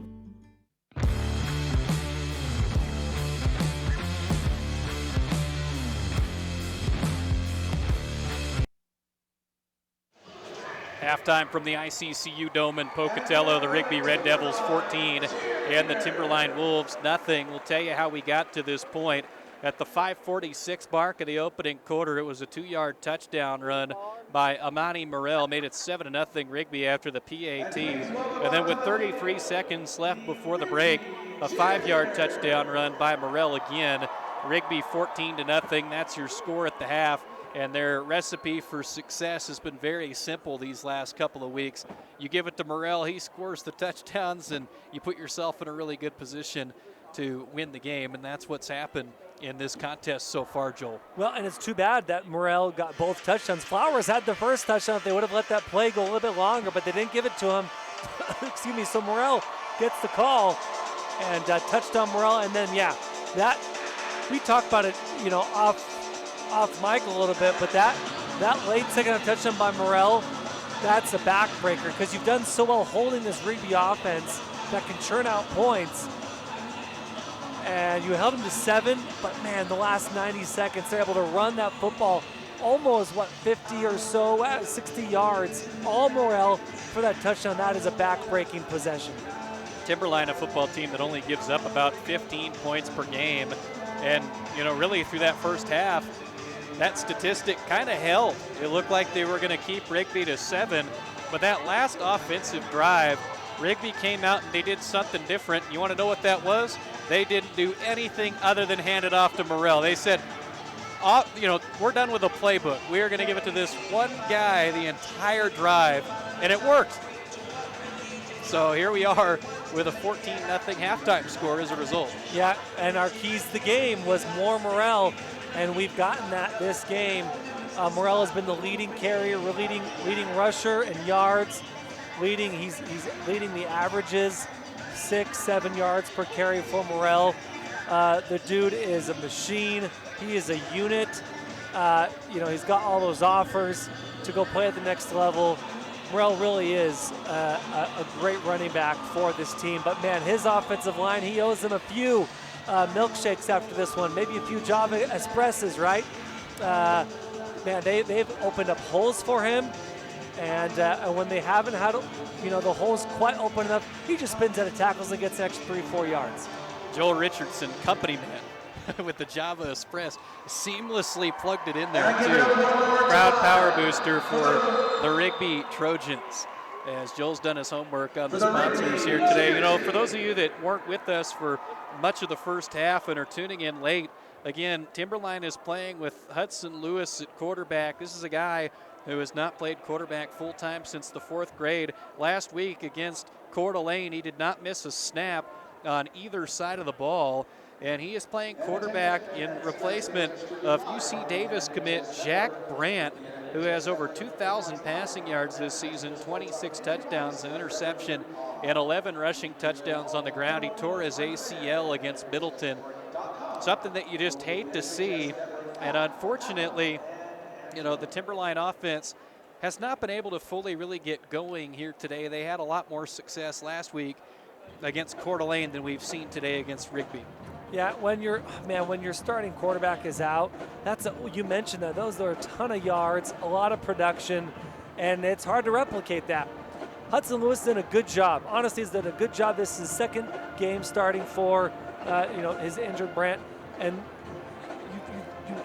you trust that he's going to make plays, but you know, he's not the starting quarterback for a reason. He is your starting wide receiver with over 1,000 yards receiving on the season. And so when you lose that kind of production, it's hard to make up for that. I think Lewis has done a decent to good job, but this Rigby defense has been better. Yeah, really tough Rigby defense, and we're seeing that kind of come to fruition today. And a Rigby defense that has a secondary that's stout. Last week, Rocky Mountain had just 47 passing yards. Cannon Korth in the secondary. They kept Rayshawn Jones mostly in check. That's a guy that's going to Boise State. So, you know, there is a lot of talent in the secondary for Rigby. And here today, unfortunately for Timberline, they just have not been able to get that passing game going. We'll see what they do in the second half. Yeah, I wonder if they'll I think if you motion Lewis out, let him use his legs, and then give him the option on those bootlegs, on those play actions, to either throw or run. I like that. However, Rigby will probably spy him and be sure that he is kept at bay. You mentioned that secondary for Rigby. Throughout the season, plenty have said, well, Rigby's defense isn't as stout as they have been in years past, you know, giving up over 15 points a game. However, specifically almost 20 points a game, excuse me. However, this secondary has been good enough, including one interception in the first half. Take a look at some of our sponsors of today's game. Of course, always great supporters, the Bank of Commerce, all area schools, 17 locations across Idaho and southwest Montana. For local decisions and exceptional service, make the Bank of Commerce your bank of a lifetime. Member FDIC, equal housing lender. And if you're having trouble with your propane fireplace or freestanding stove, Fall River Propane can help. Fall River Propane services all makes and models of propane fireplaces and stove. Call or visit fallriverpropane.com. Hottest burning low-cost propane for residential or commercial delivery. And Pocock Trucking is based in Sugar City, Idaho, but sends trucks all over the western United States and Canada. They haul bulk commodity like feed, fertilizer, grain, and potatoes, and offer minor shop repairs and a full-service lube bay. They can even sell you a used truck if you need one. Pocock Trucking's main office is in Sugar City, and their truck shop is located in St. Anthony. To find out more, go to PocockTrucking.com. At the half, it is Rigby 14, Timberline nothing. We'll be back for more, including the second half kickoff right after this on IdahoSports.com.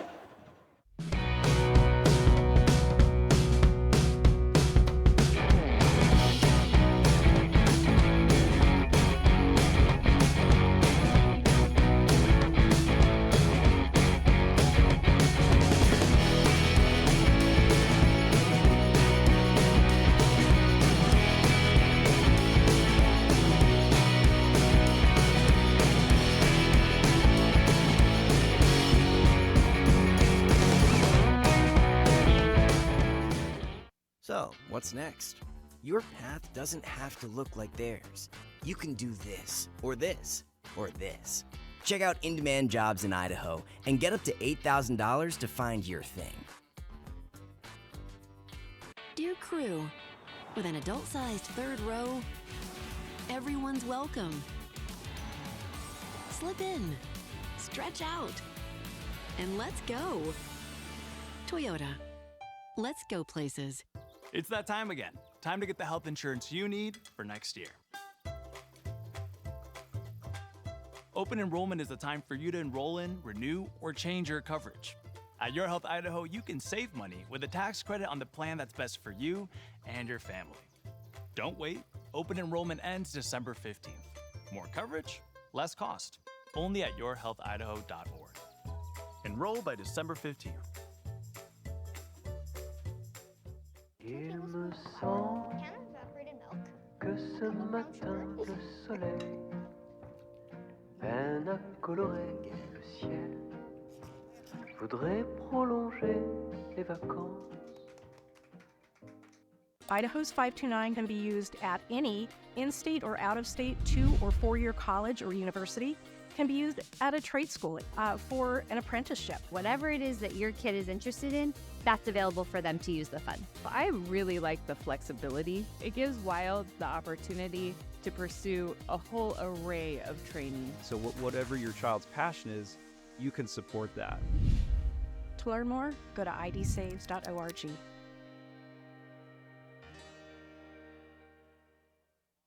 Vaping sucks you in quick, and the more you vape, the harder it is to quit. Not to mention all the chemicals and health problems. That's why thousands of teens are joining My Life, My Quit. Visit mylifemyquit.com or text Start My Quit to 36072. At Valleywide Cooperative, we're here when you need us. For 100 years, we have been here to help you with food, fuel, and good old-fashioned advice. And for us, serving is more than a job, it's a way of life, which is why we pour so much into the communities around us. We've employed hundreds of your neighbors. We take pride in that, and in giving back millions in sponsorships, grants, donations, and scholarships. It's our way of saying thanks. We're Valleywide, and yesterday, today, and tomorrow, we're here for you.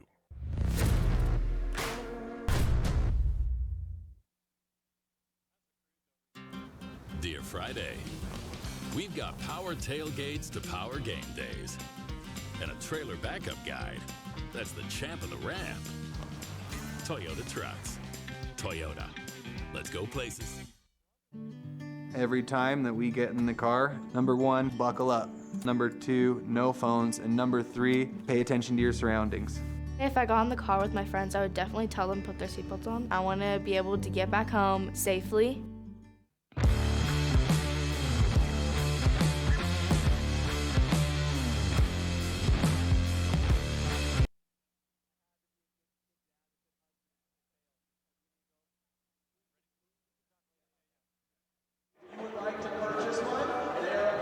Almost ready for the second half as both teams have exited the locker rooms, and it is 14-0 Rigby over Timberline. Sven Elskog alongside Joel Richardson here from ICCU Dome in Pocatello on the campus of Idaho State University. Go Bengals. They're playing the Idaho Vandals right now.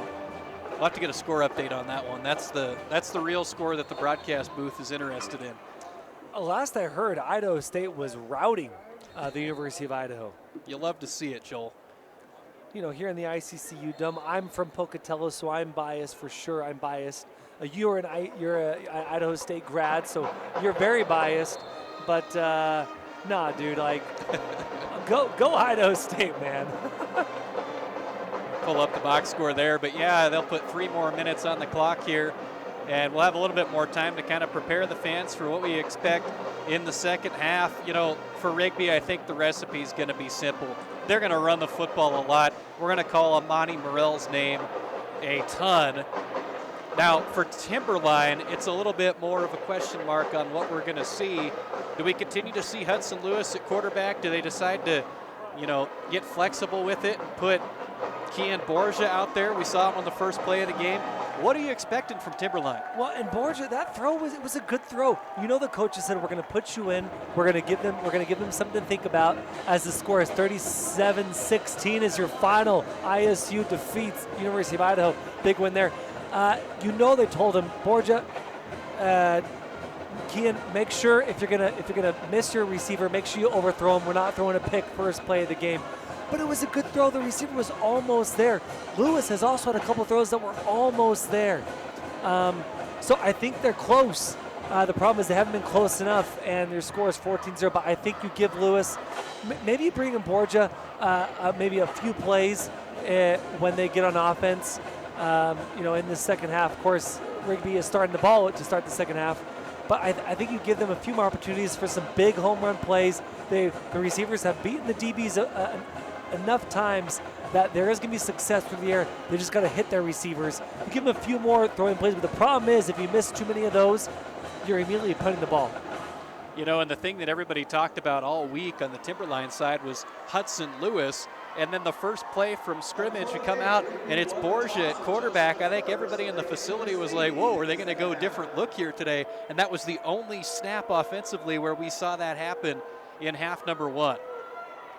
Yeah, I like that wrinkle, bringing in Borgia. Again, I wouldn't be surprised if they try it again, because that his throw, I know it was one throw, but it was almost there, and his receiver would have been gone. Like, his receiver had an easy beat on the DB. So, but we'll have to wait and find out what happens there, because Timberline kicking off to start the second half. The kickoff specialist, J.D. Mylander, a 5'9" freshman for the Timberline Wolves, kicking right to left. If you're just joining us, Timberline is in the all white uniforms today with blue for the lettering, and Rigby is in the all black with their maroon for the lettering. And a short pooch landed on at the 44-yard line by Rigby, and Timberline trying to get aggressive. They almost recovered that. Yeah, that was J.D. Mylander on the kickoff. Your 5'9" freshman, the J.D. Mylander, only a freshman. It was a good pooch. Well, we can call it an onside kick there. Almost got that one to go back to into Timberline's hands. Good attempt. I like the play call there to start the second half. Got to be aggressive in a game like this. We mentioned in the Keys to Victory pregame, for Timberline in particular, execute some trick plays. We haven't seen a whole lot yet, and that's not necessarily a trick play, but it does show aggressiveness, which is kind of in the same vein. So 1st and 10 Rigby from their own 44-yard line, twin receivers each side, and Morell will run. Just like we saw every play on the last drive, a 5-yard gain at 2nd and 5. Yeah, Morell was met, not even second level, really just past the line of scrimmage by Nash O'Kelly. We've called Nash O'Kelly's name a few times, including on offense. But even when Nash O'Kelly meets him just beyond the line of scrimmage, he's able to get 5 yards on the first down carry. 3 receivers up top this time, 1 back and a tight end. It's Morell, and Morell lowers the shoulder as a first down to the 45-yard line in Timberline territory. Number 7, Carl Franson there on the tackle, the 6'1" DB, and that's worrisome if you're calling the DB with the tackle. But good sportsmanship from Franson, who picks up Morell, which is not easy.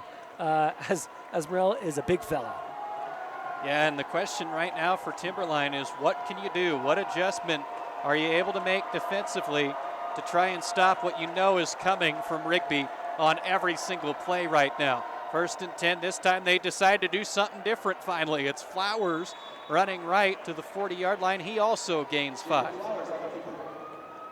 Yeah, and it was great play call there because the linebackers were stunned in their place. They saw the mesh point. Morrell faked the take, and Flowers took it himself at that mesh point as he hands off to Morrell again. On the 2nd down play, you'll have a 1st down to the 33-yard line, and Timberline just does not have any answers for this. The tackle was made by Tyler Goodwin, 6'1" junior defensive lineman. And back to that kind of RPO run there from Flowers, the play before that. When you catch the linebackers wondering, do we need to wait? Do we need to go? And that's enough time for Jake Flowers to get a good 5 yards. 10 minutes and 15 seconds just underway in the 3rd quarter of play. Rigby having all kinds of success offensively as of late.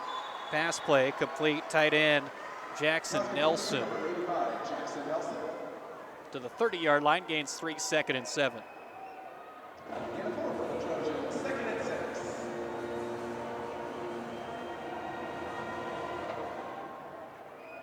Not anything really too fancy with what Rigby is doing right now. Just smash mouth football. Another Morrell carry. And he's down, slow to get up. Nashville Kelly was there to meet him. He was the first to meet Morrell. And Morrell has had some injury issues throughout the season. Again, he didn't play against Bishop Kelly. And most of the season, Rigby has been up big enough in their games that Morrell doesn't play the 4th quarter, sometimes the 2nd half. And that's terrible. You hate to see it. He is really gingerly coming off. The whole training staff is coming out as he's limping off the field, taking a helmet off. And so they gave him the ball basically every play for the last 2 drives except for 1 or 2. And now he's banged up, has to come off the field. And so on this 3rd and 1, Rigby will have to dig deep and see what they can do offensively. Flowers, quarterback keeper to the 20. 1st down Trojans. Yeah, 3rd and 1. Flowers gets 3 yards for the 1st down. 4 yards for the 1st down. Gets the 1st and then a couple more. And watch for Flowers. Watch, obviously, for your other running backs, including McCree Farms with the speedy wide receiver. Play action pass complete. Barreling toward the end zone and in. Touchdown. Evan Freeman.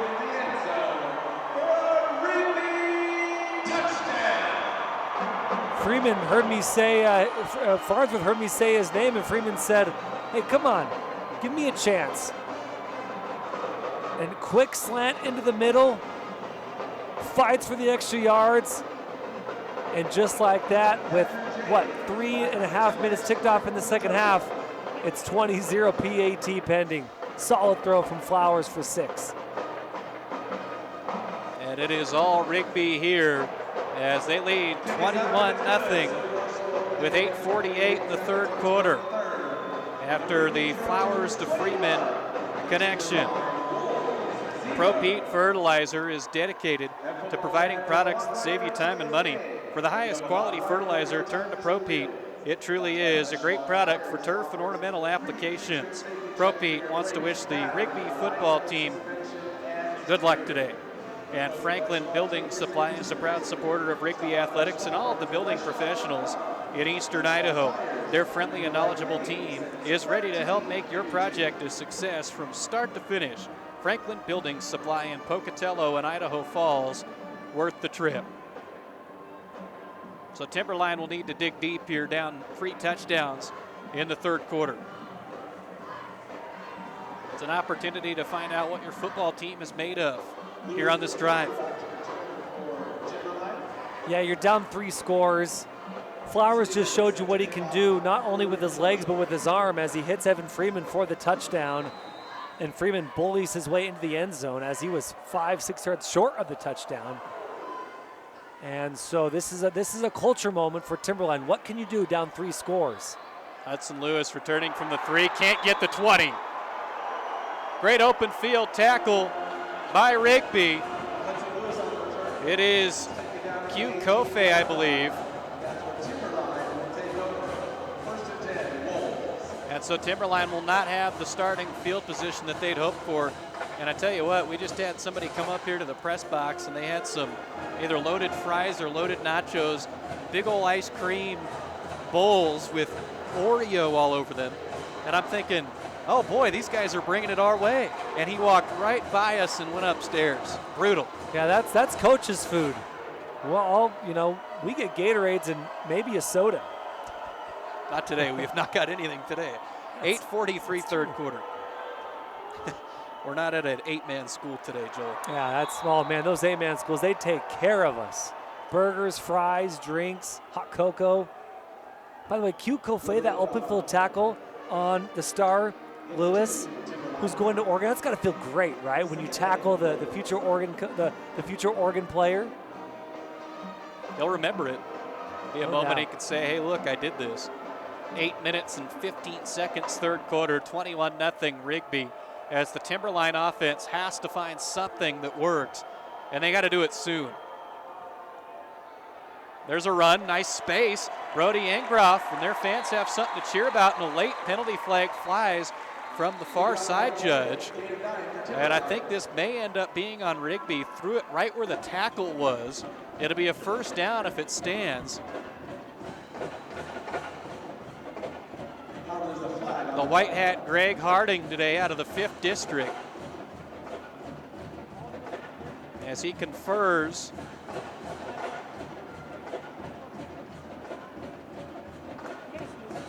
Sideline warning? Yeah, sideline warning. And a sideline warning has been issued to Rigby. The result of the So nothing to note yet. Could be a factor later. Timberline.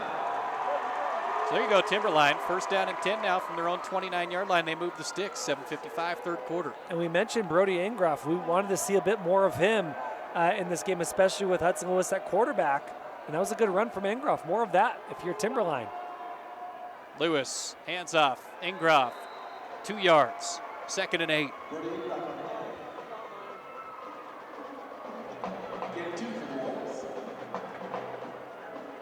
You know, if the Wolves do decide to take some shots here, the guys to watch for include Hayden Hills. We have not called his name a whole lot in this game. You also would expect guys like Fletch Scudder, potentially. Nash O'Kelly can get involved in the passing game. As an offensive lineman coming off, that's Hudson Snook after that last play. O'Kelly is lined up in the slot up toward the top. It's a 5-receiver set. They've emptied it out for Lewis. Lewis across the middle, complete. Fletch Scudder to the 36-yard line, gain of a few yards on the play to bring up 3rd and short. Love that play call. Secondary is in a zone, and that soft zone in the middle is wide open. Lewis dimes it to his receiver, 3rd and 3. Good opportunity for Timberline to keep moving the sticks. Lewis runs out of time. He was chased frantically by Ethan Hickman. Now once again, Timberline will punt. Yeah, it's unfortunate because he had Fletch Scudder open, but he would have had to throw it across his body into some more of that soft zone as he was rolling to our near side. Would have had to throw it, basically across his body into the middle. But the play was there if you wanted it, but that's a difficult throw for Lewis. And 4th and 3, they're going to have to punt once again. Jacob Everett, the punter, for Timberline out of Boise. Big a punt. Great punt. He got some air on that thing. Finally corralled at the 17-yard line. A chance to run it back for Evan Freeman. And he has a nice return to the 34 and a penalty flag while the tackle was being made. Right in the area of a face mask. And a player for Timberline limping after the play, Evan Paschke. The officials will confer to determine what this is going to be.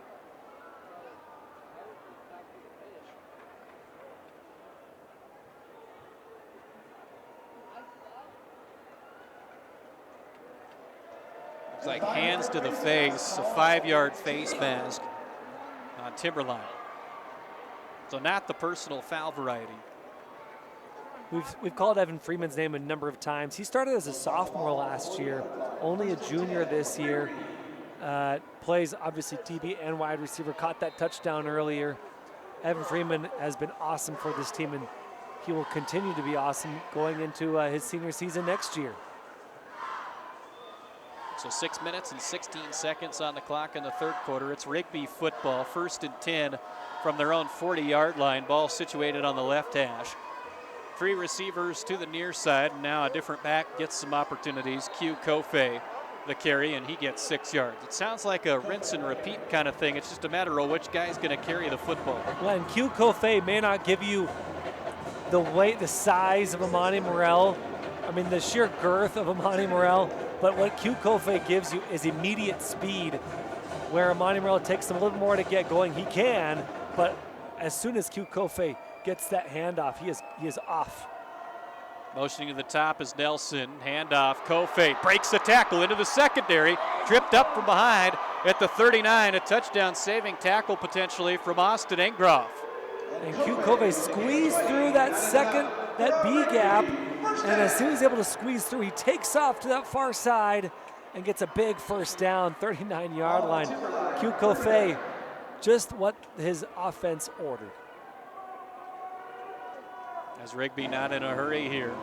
Back at the line, looking toward the sideline to get the play call in from offensive coordinator Aaron Flowers. 5:20 third quarter, punt fake, Flowers stepping up. Nobody open downfield. And he's tackled after a gain of 3. 2nd and 7.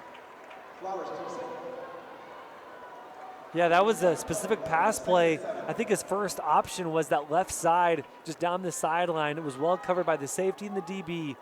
So he had to get creative, and he gets creative enough for 3 yards. He did something with a whole lot of nothing. It was really great coverage by Timberline in the secondary.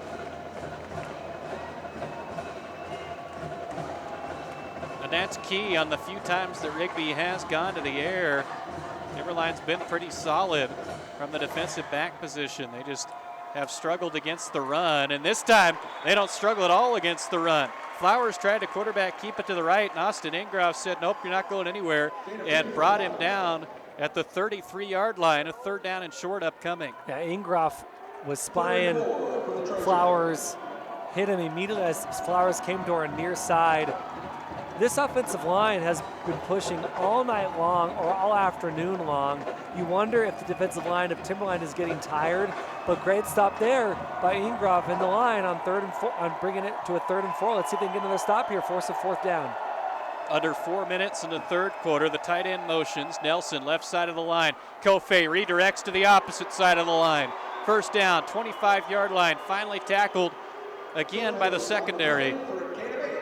And what you hear from, you probably don't hear it unfortunately, but you hear this almost this boo coming from the Rigby side. It ain't boo, it's coo for Q Kofe. Great run there from the speedy running back. We did hear some booing in the last game. For sure, for sure. Not in this one that I've detected. 3 minutes and 30 seconds in the third quarter. Twin receivers each side, shotgun formation for Flowers and the Red Devils. Flowers has some time, throws across his body up, shy of the end zone. At the 2-yard line, they say caught it. Keeping the tiptoes down on the ground for Rigby is Cannon Korth. What a grab. And so the passing game getting going a little bit. Now a bad snap, and Flowers will just have to land on top of it. They lose a ton of yardage all the way back to the 13. My goodness, Cannon Korth, get up and bring that ball down. Gets a toe in on that near sideline. They were inside the 5 on the reception, or Cannon Korth was inside the 5. Great throw from Flowers on the run. He's throwing to that near side though, which was so helpful. The ball hung up there, but Cannon Korth, knowing the hit is coming, brings it down, gets a toe in, and that's a completed catch. Great call from the officials, allowing that catch to be completed. And they had a high point of getting the catch, getting inside the 5, and then the snap on the ensuing play sets them way back a second. And goal from the 13. Flowers trying to direct traffic with his right hand on the run, gets to the 8-yard line, gets back 5, a 3rd and goal from the 8. And every time Timberline gets a kind of a stop or a minimal gain on defense, then Rigby comes back with another weapon. This time it was Cannon Korth. Sometimes, most of the game it's been Amani Morrell until he's been out in most of the second half, and then it's been Q Kofe who's been bringing that speed in the backfield. So every time Timberline gets a stop, Rigby has another ant in their back pocket. Under 2 minutes remaining in the 3rd quarter. Empty back. Nobody back there with Flowers. He'll pass. Caught across the middle by the slot receiver, Cannon Korth. Touchdown, Rigby. I love awarding Cannon Korth with the touchdown. Korth just a simple slot slant into the middle. Easy throw for Flowers. You had 5 wide. And they say, thank you, Korth, for getting us that big first down. And Korth gets them the touchdown to go up 4 scores in this championship game. They remembered who got him there, and then they fed him. The 9-yard touchdown connection from Flowers, 27-0 Rigby, and the PAT is right down Broadway, 28-0 in favor of Rigby with 1:33 remaining in the 3rd quarter. Well, you can unwind in the soothing water of the legendary hot spring at Lava Hot Springs, Idaho, where natural mineral waters flow right into 5 hot pools at 5 relaxing temperatures. And don't forget about the Lava Hot Springs Aquatic Center with Olympic diving platforms and speed slides in the summer. The indoor pool and Port of Kitty Cove are open now through the winter. For hours and more, visit lavahot.springs.com. And on a similar note with temperature, if you are having trouble with your propane fireplace or freestanding stove, Fall River Propane can help. Fall River Propane services all makes and models of propane fireplaces and stove. Call or visit fallriverpropane.com. Hottest burning, low-cost propane for residential or commercial delivery. Sven, I was looking at the state football records on the IHSAA website. They don't have anything up for 6A yet. As 6A is kind of a new thing here in Idaho. It's only the 2nd season. But for 5A, least points scored by an opponent, 0-0. Bora 1979, 0 Meridian 1986. Not saying that's happening, but so far with the Trojans, with the Red Devils pitching a shutout, they might force a shutout, which would be the 3rd team in Idaho history from 5A/6A that has not scored in the championship game. That's a long time, since 1986, nearly 40 years from the last time that a team at this equivalency of classification was able to get a shutout on the board, and Timberline wants to have no part in that. No, for sure. They got some time left on the clock here, 13:33 total in the game, 1:33 in the 3rd quarter, as the Wolves will huddle around their coaching staff and come out for yet another offensive drive. They just have not had a whole lot going on this side of the football today. Still looking for that home run play from Timberline to, make this game a little more interesting and give your offense something to chew on. Kind of makes you wonder, if you at full strength, what this particular game looks like as Hudson Lewis rolls right, incomplete pass. Unfortunately, that's the name of the game with football. You can get injuries. Every side always is going to have injuries. Some obviously play a little bit of a larger role than others, and that's what we're seeing, I think, here on offense today. Yeah, for sure. The football it's a violent sport. Injuries happen. You just hate when it happens to someone like Jack Brandt, the quarterback, star quarterback, looking at playing at the next level. I do like that they flushed Hudson out to they had him bootleg and given him more options, as he is an athlete. He has speed, and they did it again here. Get him out on the side, and he's got an opportunity. Throws across his body, and it's complete to Hayden Hills. First down, Timberline. That's what I'm talking about. Roll him out. Last play was the right side. This time it was to our left side, to our near side. Roll him out. Force the defense to move with him. And if your DBs get sucked in even a little bit, you got a big chunk play ready to go. Well, all of the state championships have gone final except this one in the 5A, which will be taking place Monday at Albertson Stadium in Boise. Make sure to tune in on that one as well. Plenty of football left here, though, as Lewis, again, across his body to Hills. So they find each other on back-to-back connections, and the passing game's getting going. That's what I'm talking about, rolling out again, this time to the far side, so that's 3 straight rollouts. And man, Rigby was there on defense, but if you give an athlete like that a little more time, an athlete like Lewis a little more time, he's going to do things for you, and that's 2 straight completions off of 3 straight rollouts. A 6-yard gain on first down, 2nd and 4 from their own 42-yard line, 20 seconds in the 3rd quarter, and counting, the clock moving. Trips receivers up top, and Coach Joel up here told them, get out and roll out when you're throwing, see what happens. And they've had all kinds of success since that point. Well, now they'll roll Lewis to the near side, and Nasho Kelly is going to throw it deep down the field, incomplete. So they are rolling it out and trying some trick plays. That was one of their keys to victory, not able to convert there, though. I don't mind that decision to give Nasho Kelly a chance to throw it downfield. You know, it's 2nd and 4, why not? We see that a lot of pro in college. When you have a chance, when it's 2nd and short, or you're in enemy territory in 1st and 10, why not take a shot downfield? They tried it, threw into double coverage, but at least it wasn't intercepted, and they can live to play your 3rd and 4. That takes us to the end of the 3rd quarter. Again, Rigby 28, Timberline nothing. The Bank of Commerce, a proud supporter of all area schools with 17 locations across Idaho and southwest Montana. For local decisions and exceptional service, make the Bank of Commerce your bank of a lifetime. Member FDIC, equal housing lender. And Pocock Trucking is based in Sugar City, Idaho, but sends trucks all over the western United States and Canada. They haul bulk commodities like feed, fertilizer, grain, and potatoes, and offer minor shop repairs and a full-service lube bay. They can even sell you a used truck if you need one. Pocock Trucking's main office is in Sugar City, and their truck shop is located in St. Anthony. To find out more, go to PocockTrucking.com.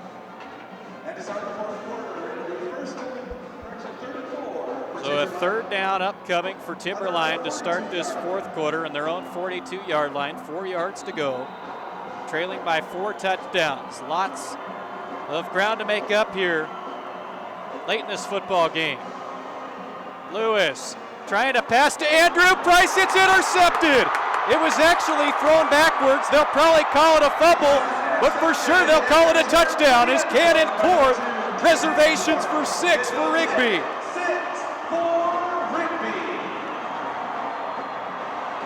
Wow, Cannon Korth, last year 1st team all-conference. He's got a couple offers to go play at the next level. Cannon Korth reads it beautifully, sees the trick play happening. They try to pitch it back, and Korth, as the ball is bobbled, he just takes it out of his hands and runs it for a scoop 6, pick 6. What are we calling that? Well, they were trying for the left tackle, and obviously if you're throwing it to the left tackle, he has to be behind the line, which he was, and Korth picked it up in the air. It should be statted officially as a fumble because it was backwards. And a flag on the play. When was the last time you saw, it wasn't an interception, and right. It also really wasn't a fumble. Right. It was just a backwards pass. An interfumble. Pick 6. A fumbleception. That was great. Cannon Korth, what a heads-up play. And as Korth is starting to kind of pull that ball away, he is literally running away from the tackle, knowing that if I can get this, I'm gone. And just takes it from the tackle and off for 6 more. Great play from Cannon Korth. I wish we would have been able to see whatever the play was that they were drawing up there. I'd love to see a left tackle throw the football, but we'll never know. Because Cannon Korth, too much, the senior DB wide receiver, as they're going for 2 here. And they don't get it. It's picked off by Carl Franzen. So it'll stay 34-0. as some of the casual fans below us that are just here watching football have started to file out. The diehards for Timberline and Rigby are going to stay. Obviously, when you get a state championship, you get people that come out that want to see the football game, the best teams in the state. Right. And here today, Rigby has really just played a spotless football game start to finish. Yeah, you're right. All three facets, right? Every man playing their 1/11th. Everyone's done this Rigby team has been solid in this championship game. If there was any doubt that Rigby was maybe not as good as last year, or they weren't any doubt that Rigby, not as good as the last few years, or we're maybe going to struggle after that Bishop Kelly game, those doubts should have been gone already, but now they are for sure out the window as they're blanking a very good Timberline team. I wonder how many broadcasters have made that mistake this year, by the way. You're a Minnesota Timberwolves fan? I am not. But is that where that comes from? I like basketball.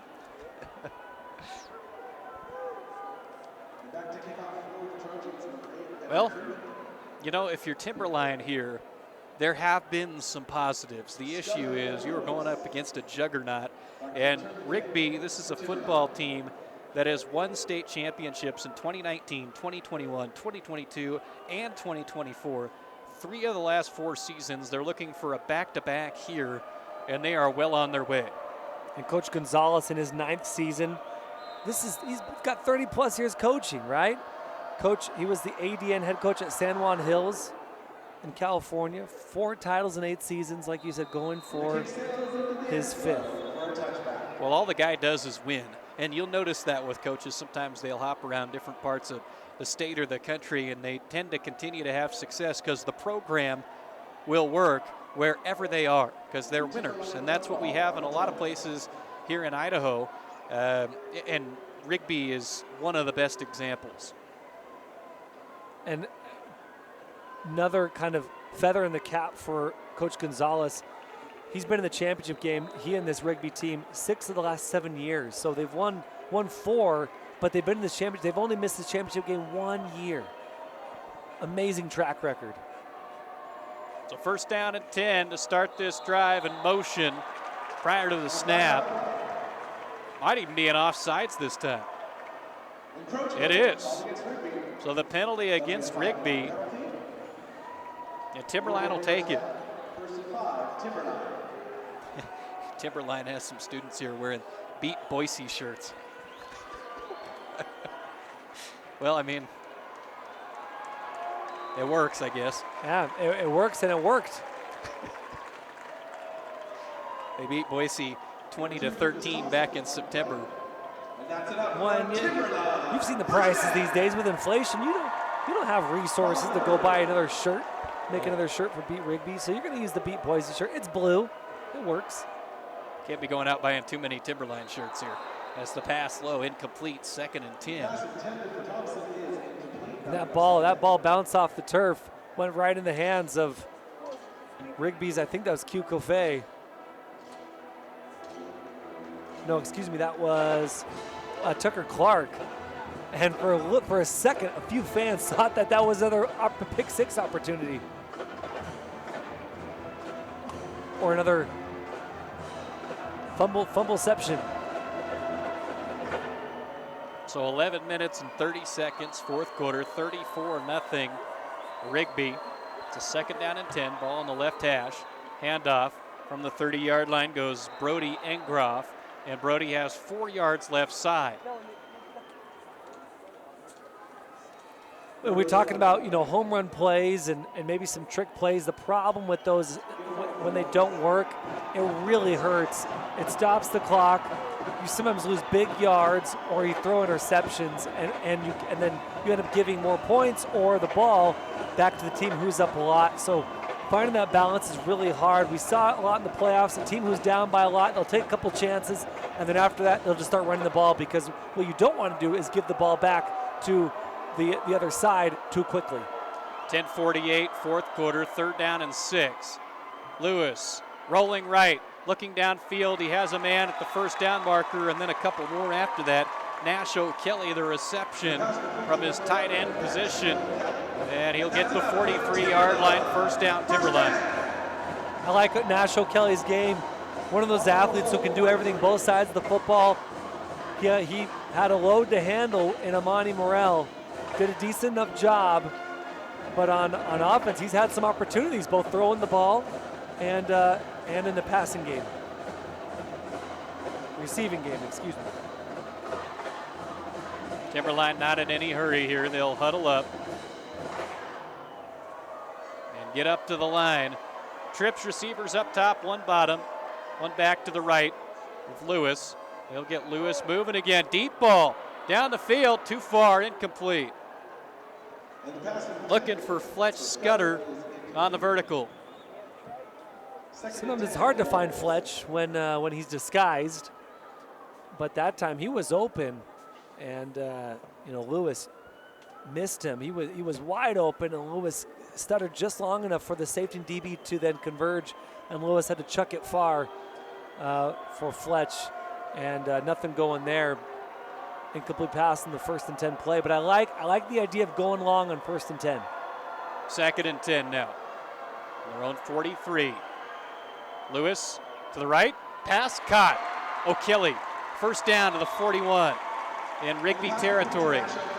When you find something you like, when you find something that's working, go to it. And that's what they've done now with O'Kelly.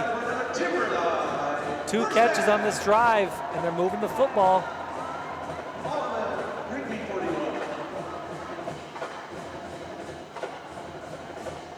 So Rigby's defense allowing them to move for the first time really all afternoon. Yeah, you're down 5 scores. This game is likely out of reach for Timberline, but man, what a great chance to get a touchdown here, right? And live for something. Lewis pump fakes, throws across the body. What a throw!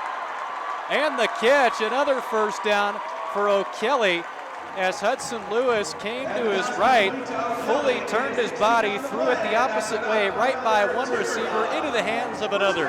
Also had a little pump fake mixed in there as well, which threw off one of the safeties. And he's just playing backyard football right now, running around, throwing across his body. Now all we need is a jump pass. They've definitely brought out some trickery late in this game. It's been kind of fun to watch. Now they want to have some results show for it and try and get in some points. From the 23, and quick pass to O'Kelly is fired over his head. They got a little Brett Favre velocity on that thing there. He whizzed it right by O'Kelly. O'Kelly jumped pretty high to get that too. Reason why he's looking at several offers to play at the next level. But that ball got airmailed, and O'Kelly couldn't stamp on it. Couldn't put a stamp on it. So the ball is at the 27 for this 2nd down. 2 receivers each side, including O'Kelly in the slot. They've been going to him almost every play on this drive. Lewis going to show some wheels in the open field, breaks one, and then tackled by the waist at the 18-yard line. The tackle made by Butikofer.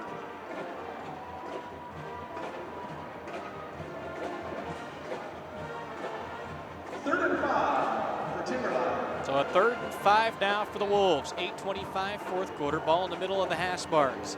From the 18. Driving into the red zone in Red Devil territory. Rigby on that last play was playing a bit more prevent. We'll see if they button their ears back, pin their ears back, and get a stop here. The 3rd down play. Lewis has pressure. Gets past 1. Gets past 2. Directs traffic. Throws. Middle of the field. Incomplete.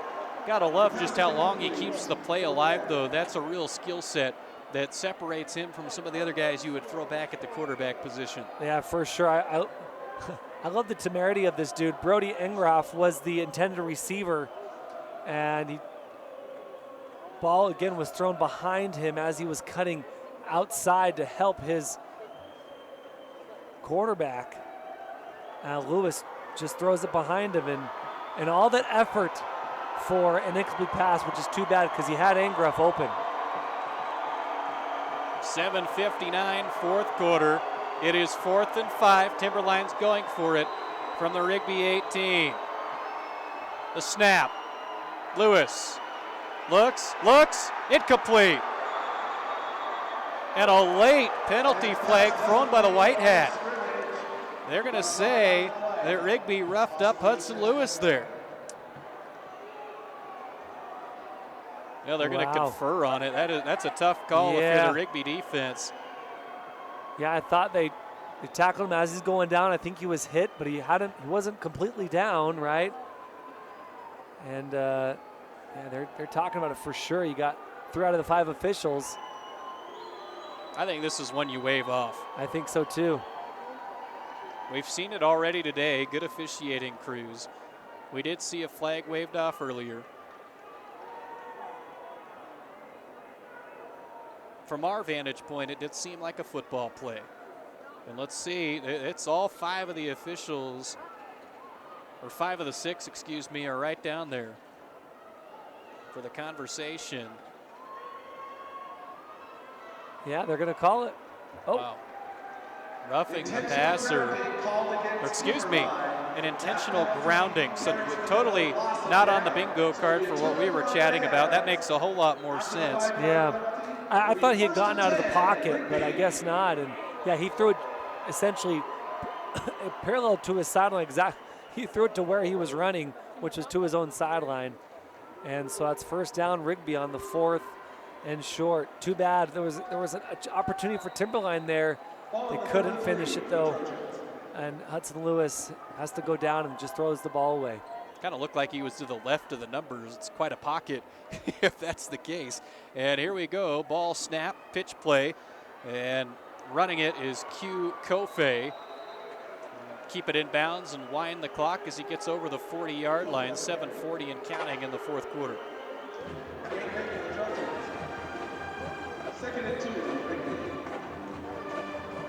If you're a Trojan fan, you love that Q Kofe is back next year.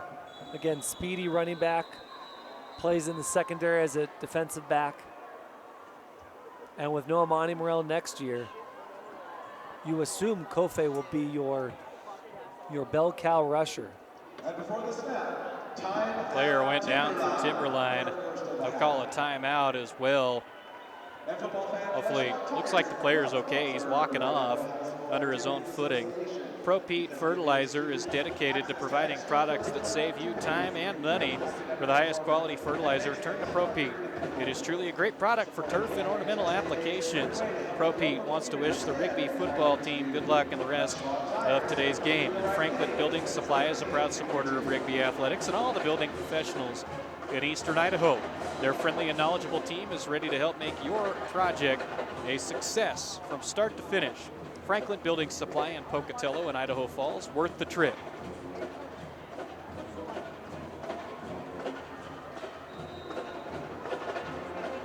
Seven minutes and 27 seconds remaining in a game that Rigby has really dominated from start to finish. Coming out of timeout, it's 2nd and 2 for the Trojans. It's a 2nd and 2 out of that timeout, which was called by Timberline. Run play right side, first down Rigby. See who the ball carrier was for the Trojans down there. I think they're getting some different guys involved. Chandler Faulkner. He was tackled by Evan Anders.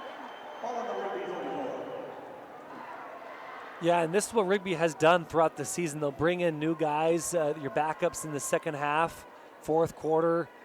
And this is what you want if you're Rigby. Just establishing a great culture, good run there to the right side, almost the first down. But Rigby has a strong culture, and they're able to win big. And so you bring in these players that don't maybe traditionally get a lot of playing time, and they get significant playing time, including in this championship game. That's massive going into next season.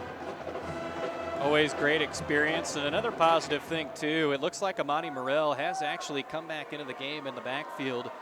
Have been without him for a little while here, and Timberline's defense is saying, you got to be kidding me, we got to face this guy again. He gets up to the 43, first down.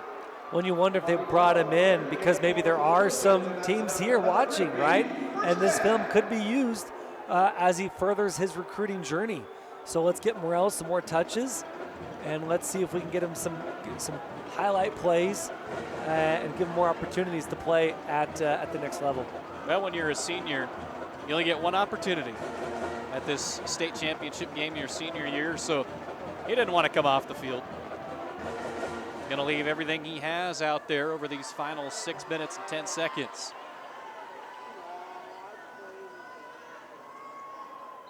And Flowers runs right, 2 yards, 2nd and 8. On the quarterback keeper. And that's another great point. You know, as I mentioned, they bring in their backups throughout the season when they're winning big. This is also your final game, so maybe you leave your seniors out there, you know, your Jacob Flowers, your Amani Morels, because this is it for them until they go play at the next level. But this is it to play with your friends, your buddies, who you've played with for so long, including in Grid Kid. Timberline brings some pressure there. Hudson Lewis on the blitz, and Rigby makes some pay with a catch along the far side. Takes 3 or 4 Timberline players to throw the receiver out of bounds there at about the 28-yard line. And we have an Owen Golding sighting. Owen Golding, he's a kick returner for Rigby. He's a sprinter on the track team. First team all-conference last year as a wide receiver and kickoff returner. Haven't called his name much this game. So great to see Owen Golding out there using those wheels on that big first down on the screen pass. As you mentioned, they'll get some different guys involved here late. You always love to see that. Be some special memories for them as Flowers hands off to Morrell. Gives the hand to one of the guys, basically saying, stiff arm, get out of my way. First down to the 14. He just continues to be a chain mover. And a lot of times Morrell will use the contact to buoy him forward. That time he just uses his hand to push the player down and continues to move with the ball. Monty Morrell, what a special running back for this Red Devils team. He was a sophomore at Skyline, started as a sophomore, and then transferred to Rigby for his junior and senior years. And what a addition he has been for Rigby. They're awfully glad to have him. As this play goes to the 7-yard line, 4 minutes and 22 seconds left. It'll bring up a 2nd and 3 for Rigby. Another run there from Q, gets the Qs, which sound like boos coming from the sideline. And now a whole bunch of Qs. Q Kofe, touchdown, 7 yards on the run.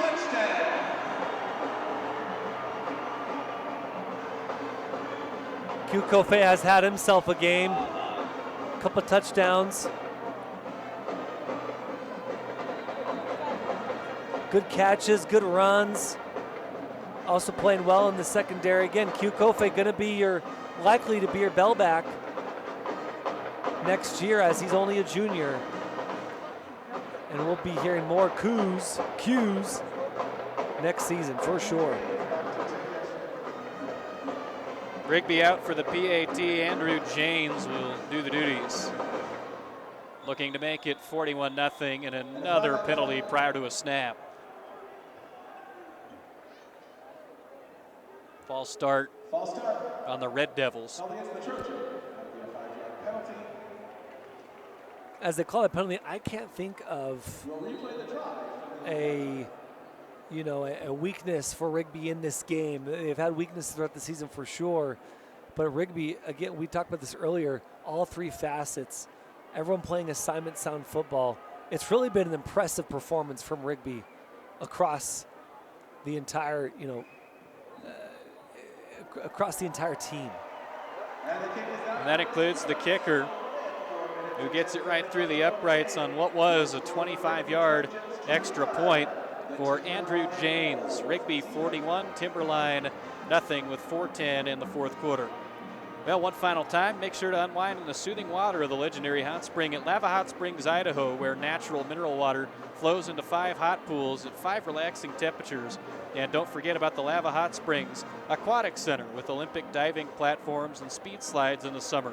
The indoor pool and Portneuf Kitty Cove are open now through the winter. For hours and more, visit lavahotsprings.com. Well, today didn't go the way that Timberline was hoping. However, what a season It was for the Wolves. 10-1 overall, their first state championship appearance in school history. Obviously, first state semifinal win. Lots to celebrate. Yeah, Rigby will go back-to-back this season, but Timberline, fantastic season from them. 10-1, they'll go 10-2 overall. 4-1 the SEIC Foothills. They got some great players coming back. Timberline's going to be a force in the next few years for sure. Still 4:10 left in this one, however, is a nasty hop on that kick. Grabbed at the 23-yard line by Austin Engroff, or Brody Engroff, rather. Had the last name right. That's half the battle, right, Joel? Yeah, absolutely. And depending on which brother you get the name wrong on, it could be something positive, right? It could be a compliment. Oh, you called me my older brother's name? Oh, thank you. Good starting field position from their own 38-yard line on the left hash. And by the way, the points, the most points scored in 5A, again, this is 6A, but in 5A is well over 41. It's actually 57 done by Rigby in 2019. So Rigby holds that record in the 5A, 6A ranks. Again, these are most points scored in state championship games. Some difficulty with the chains on the far sideline prior to the snap. They're still trying to adjust them, so it was an official's timeout. Looks like they finally got it secured the way they want it, and Timberline can snap it and get this thing going. It's a halfback pass. Fletch Scudder deep, coming back and grabbing the football is Hayden Hills. It was slightly underthrown, and Hills comes back for it and hauls it in. Love that throw from Fletch Scudder. Again, Fletch doing a good disguising routine and gets that ball downfield. Again, underthrown, but hauling it in for the first down. Good stuff there from Timberline, like the trick plays. Hey, let's go score one, Timberline. Fresh set of downs from the Rigby 29.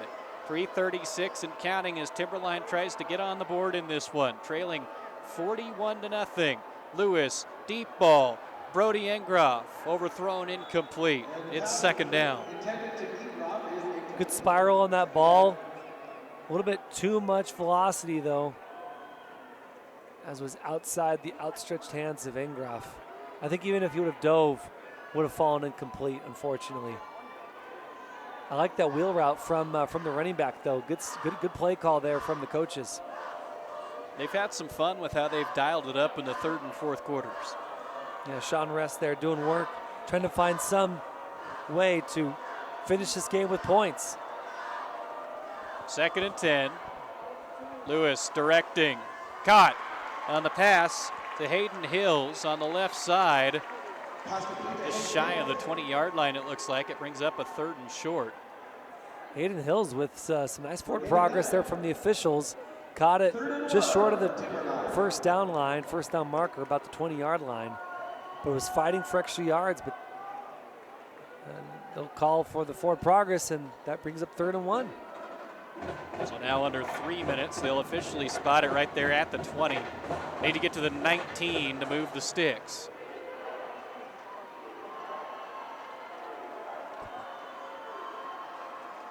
To the air.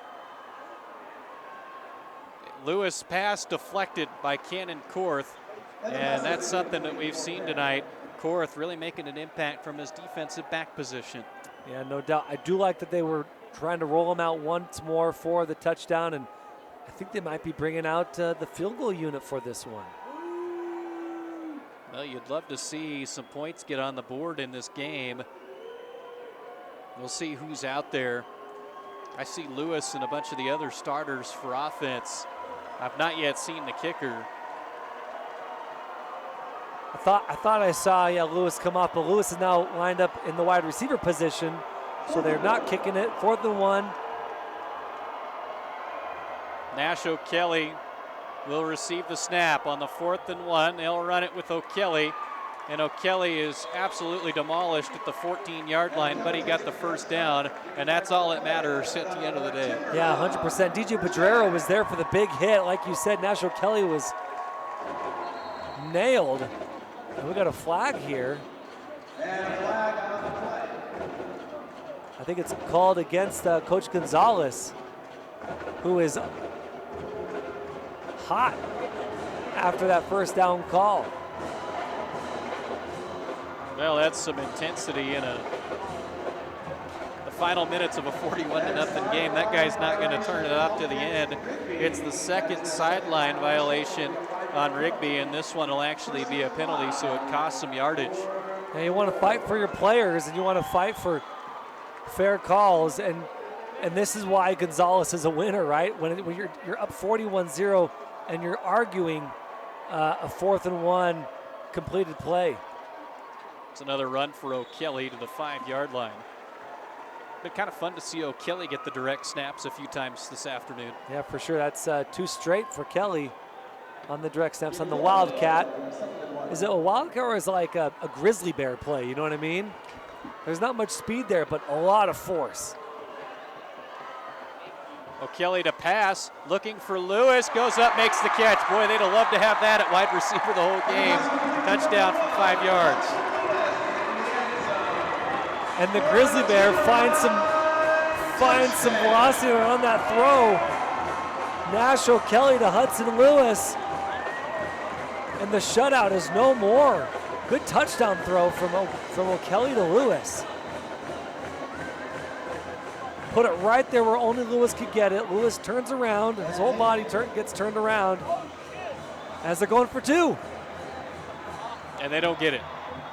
Well, credit Timberline. They played for pride on that drive, and with 1:46 left, they got the points they were looking for. Yep, I love it. Love that they kept playing for each other, like you said, for pride, for their program, for their fans, and got in for 6. Again, I can't reiterate how good that pass was from O'Kelly to Lewis. It's too bad, O'Kelly didn't have, more time to be throwing that ball. There was something there late in this 4th quarter.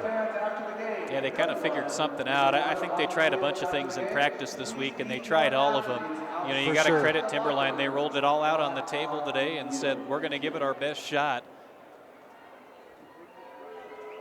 And that's exactly, what they did. They gave it a good effort, and now they'll come out with a kick team here.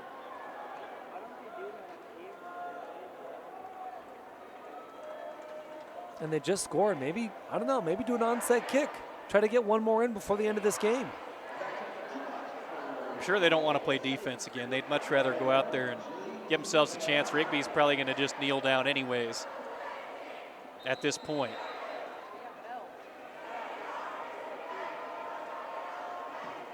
And the kick is deep, and the kick is through the end zone for a touchback.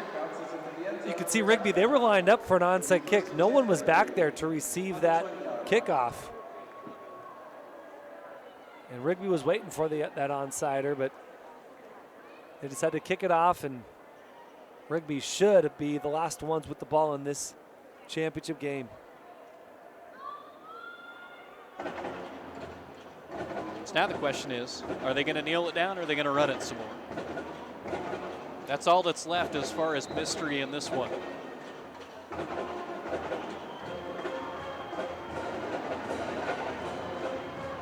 So the offense comes out, and the Rigby Trojans are 1 minute and 46 seconds away from going back-to-back.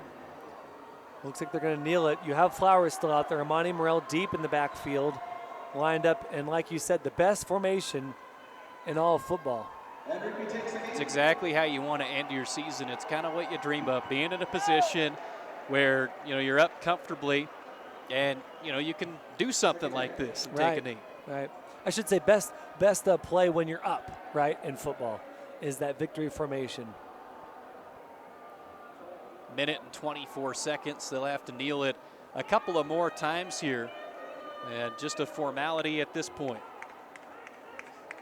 What a game and what a season for Rigby as they will cap off their campaign 11-1 overall, undefeated in conference. Timberline will drop to 10-2. They went 4-1 in the SIC Foothills. One more knee at the 1 minute mark. They'll have one more.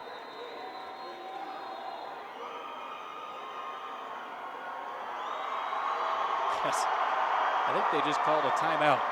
Well, they take a timeout to let some of their players come off and celebrate here.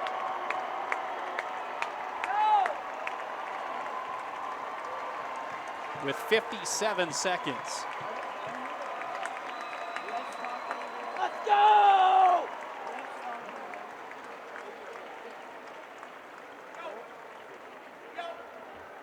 Timeout, Trojan. Well, another one for Rigby. Their trophy case is getting awfully full, Joel. Yeah, it's getting heavy. They're going to have to add a few more shelves, as they were the District 5-6 High Country Conference champions in 6A, state champions this year. They're probably going to have a few, at least one player of the year, maybe co-players of the year. Usually they don't give co-players of the year to both, players from the same team. But Rigby, ever since Coach Gonzalez showed up about a decade ago, it's been all gas, no brakes from the Red Devils / Trojans football program. I'm not exactly sure. The timeout was called with 57 seconds, so now it's 4th down. They're going to end up taking a knee, and it's going to be Timberline ball, so they won't even be able to celebrate on offense. Timeout was called kind of early there. Yeah, I was going to say, I think we needed one run play, just one run play, maybe a first down, but just run the ball once, run off some more clock, and then kneel it. But they're going to run this clock all the way down to what they need.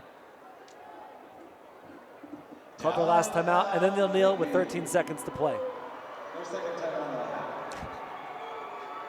So this ending is going to take a little bit longer than it was expected when they could easily have kneeled it 3 times. Yes, it'll be a 4th down upcoming here shortly. The board is not updated yet. It still says 3rd. It's 4th and 12 from their own 18. And it's going to be 41-6 when this thing is complete. Who knows? Maybe Timberline will get an opportunity one more time on offense with the amount of time on the clock here. It looks like that's probably going to be the case with 13 seconds.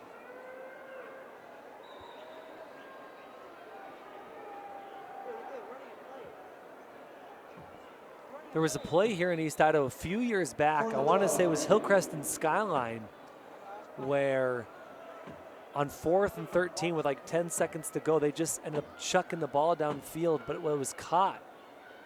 And it gave Hillcrest, I think it was, an opportunity to go and win. And this is kind of what they did, but they ended up turning the ball over. The punter rolls out to the right. There's 3 seconds. He's looking at the clock. He'll go down. Time expires. And for the 4th time in the last 5 seasons, in the 2nd straight year, the Rigby Red Devils are your state champions. They defeat Timberline 41-6.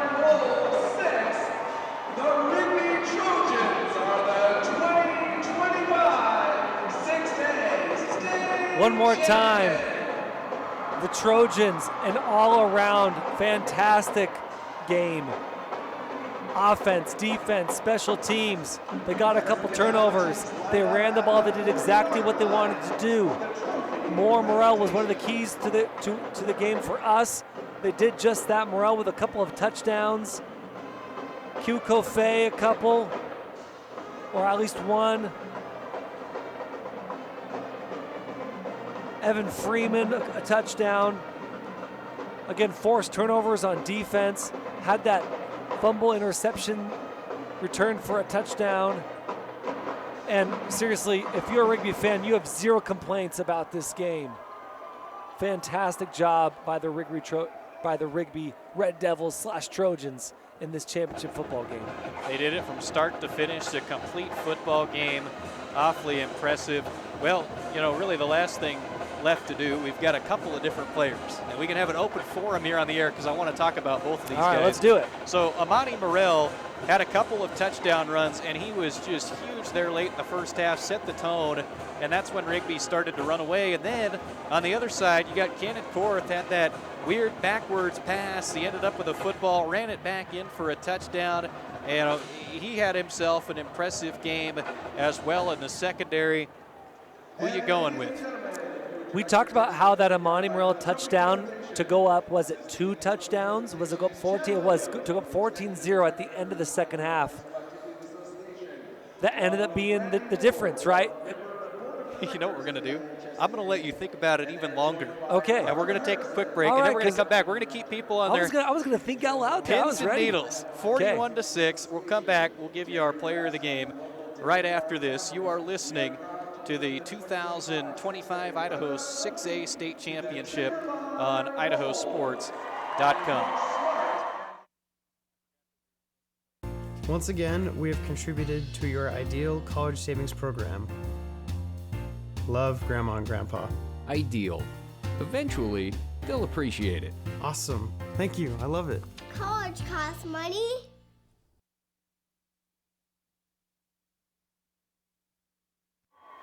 So here we go. We've came back, and we've given Joel some opportunity to think about it, and we'll properly introduce this. Today's player of the game is brought to you by the Idaho Office of Highway Safety, reminding you to always keep your head in the game, whether you're on the field or the road. Be in the moment and free from distractions. Joel, take it away. Amani Morrell. I got to give it to Amani Morrell. I was kind of teasing it before the break, but Morrell had that touchdown. They get the ball back with about 90 seconds, a little bit more to go before the first half ended, and it was all Morrell. Drives the ball by himself. Was 5-6 plays from Morrell, maybe 7. He gets in for 6. Time expires in the first half. They go up 14-0. That ends up being the difference as the Wolves do score late in the second half. And from there on out, Wolves had no answer for Morrell and this offense. I'm giving it to Monty Morrell, 2 touchdowns, and what ended up being the go-ahead touchdown late in the first half. I think that's a good call. You can't really go wrong with that. So, Joel, it was a great football season. We got to see football action from all throughout the state, all different levels, especially you. You've been here all season, and what a ride it's been to get to this point. Just one state championship game left, and coming up on Monday at Albertson Stadium in Boise. Yeah, the Hillcrest-Bishop Kelly game is going to be fantastic. Obviously, I live here in East Idaho. I've done a few Rigby, done a few Hillcrest games. I really like Hillcrest in this one, but Bishop Kelly showed that they can beat the big dogs in terms of beating Rigby. So very curious to see how Hillcrest comes out. Hillcrest is another team that knows how to run. They play their game, they play it properly, and everyone plays assignment sound football.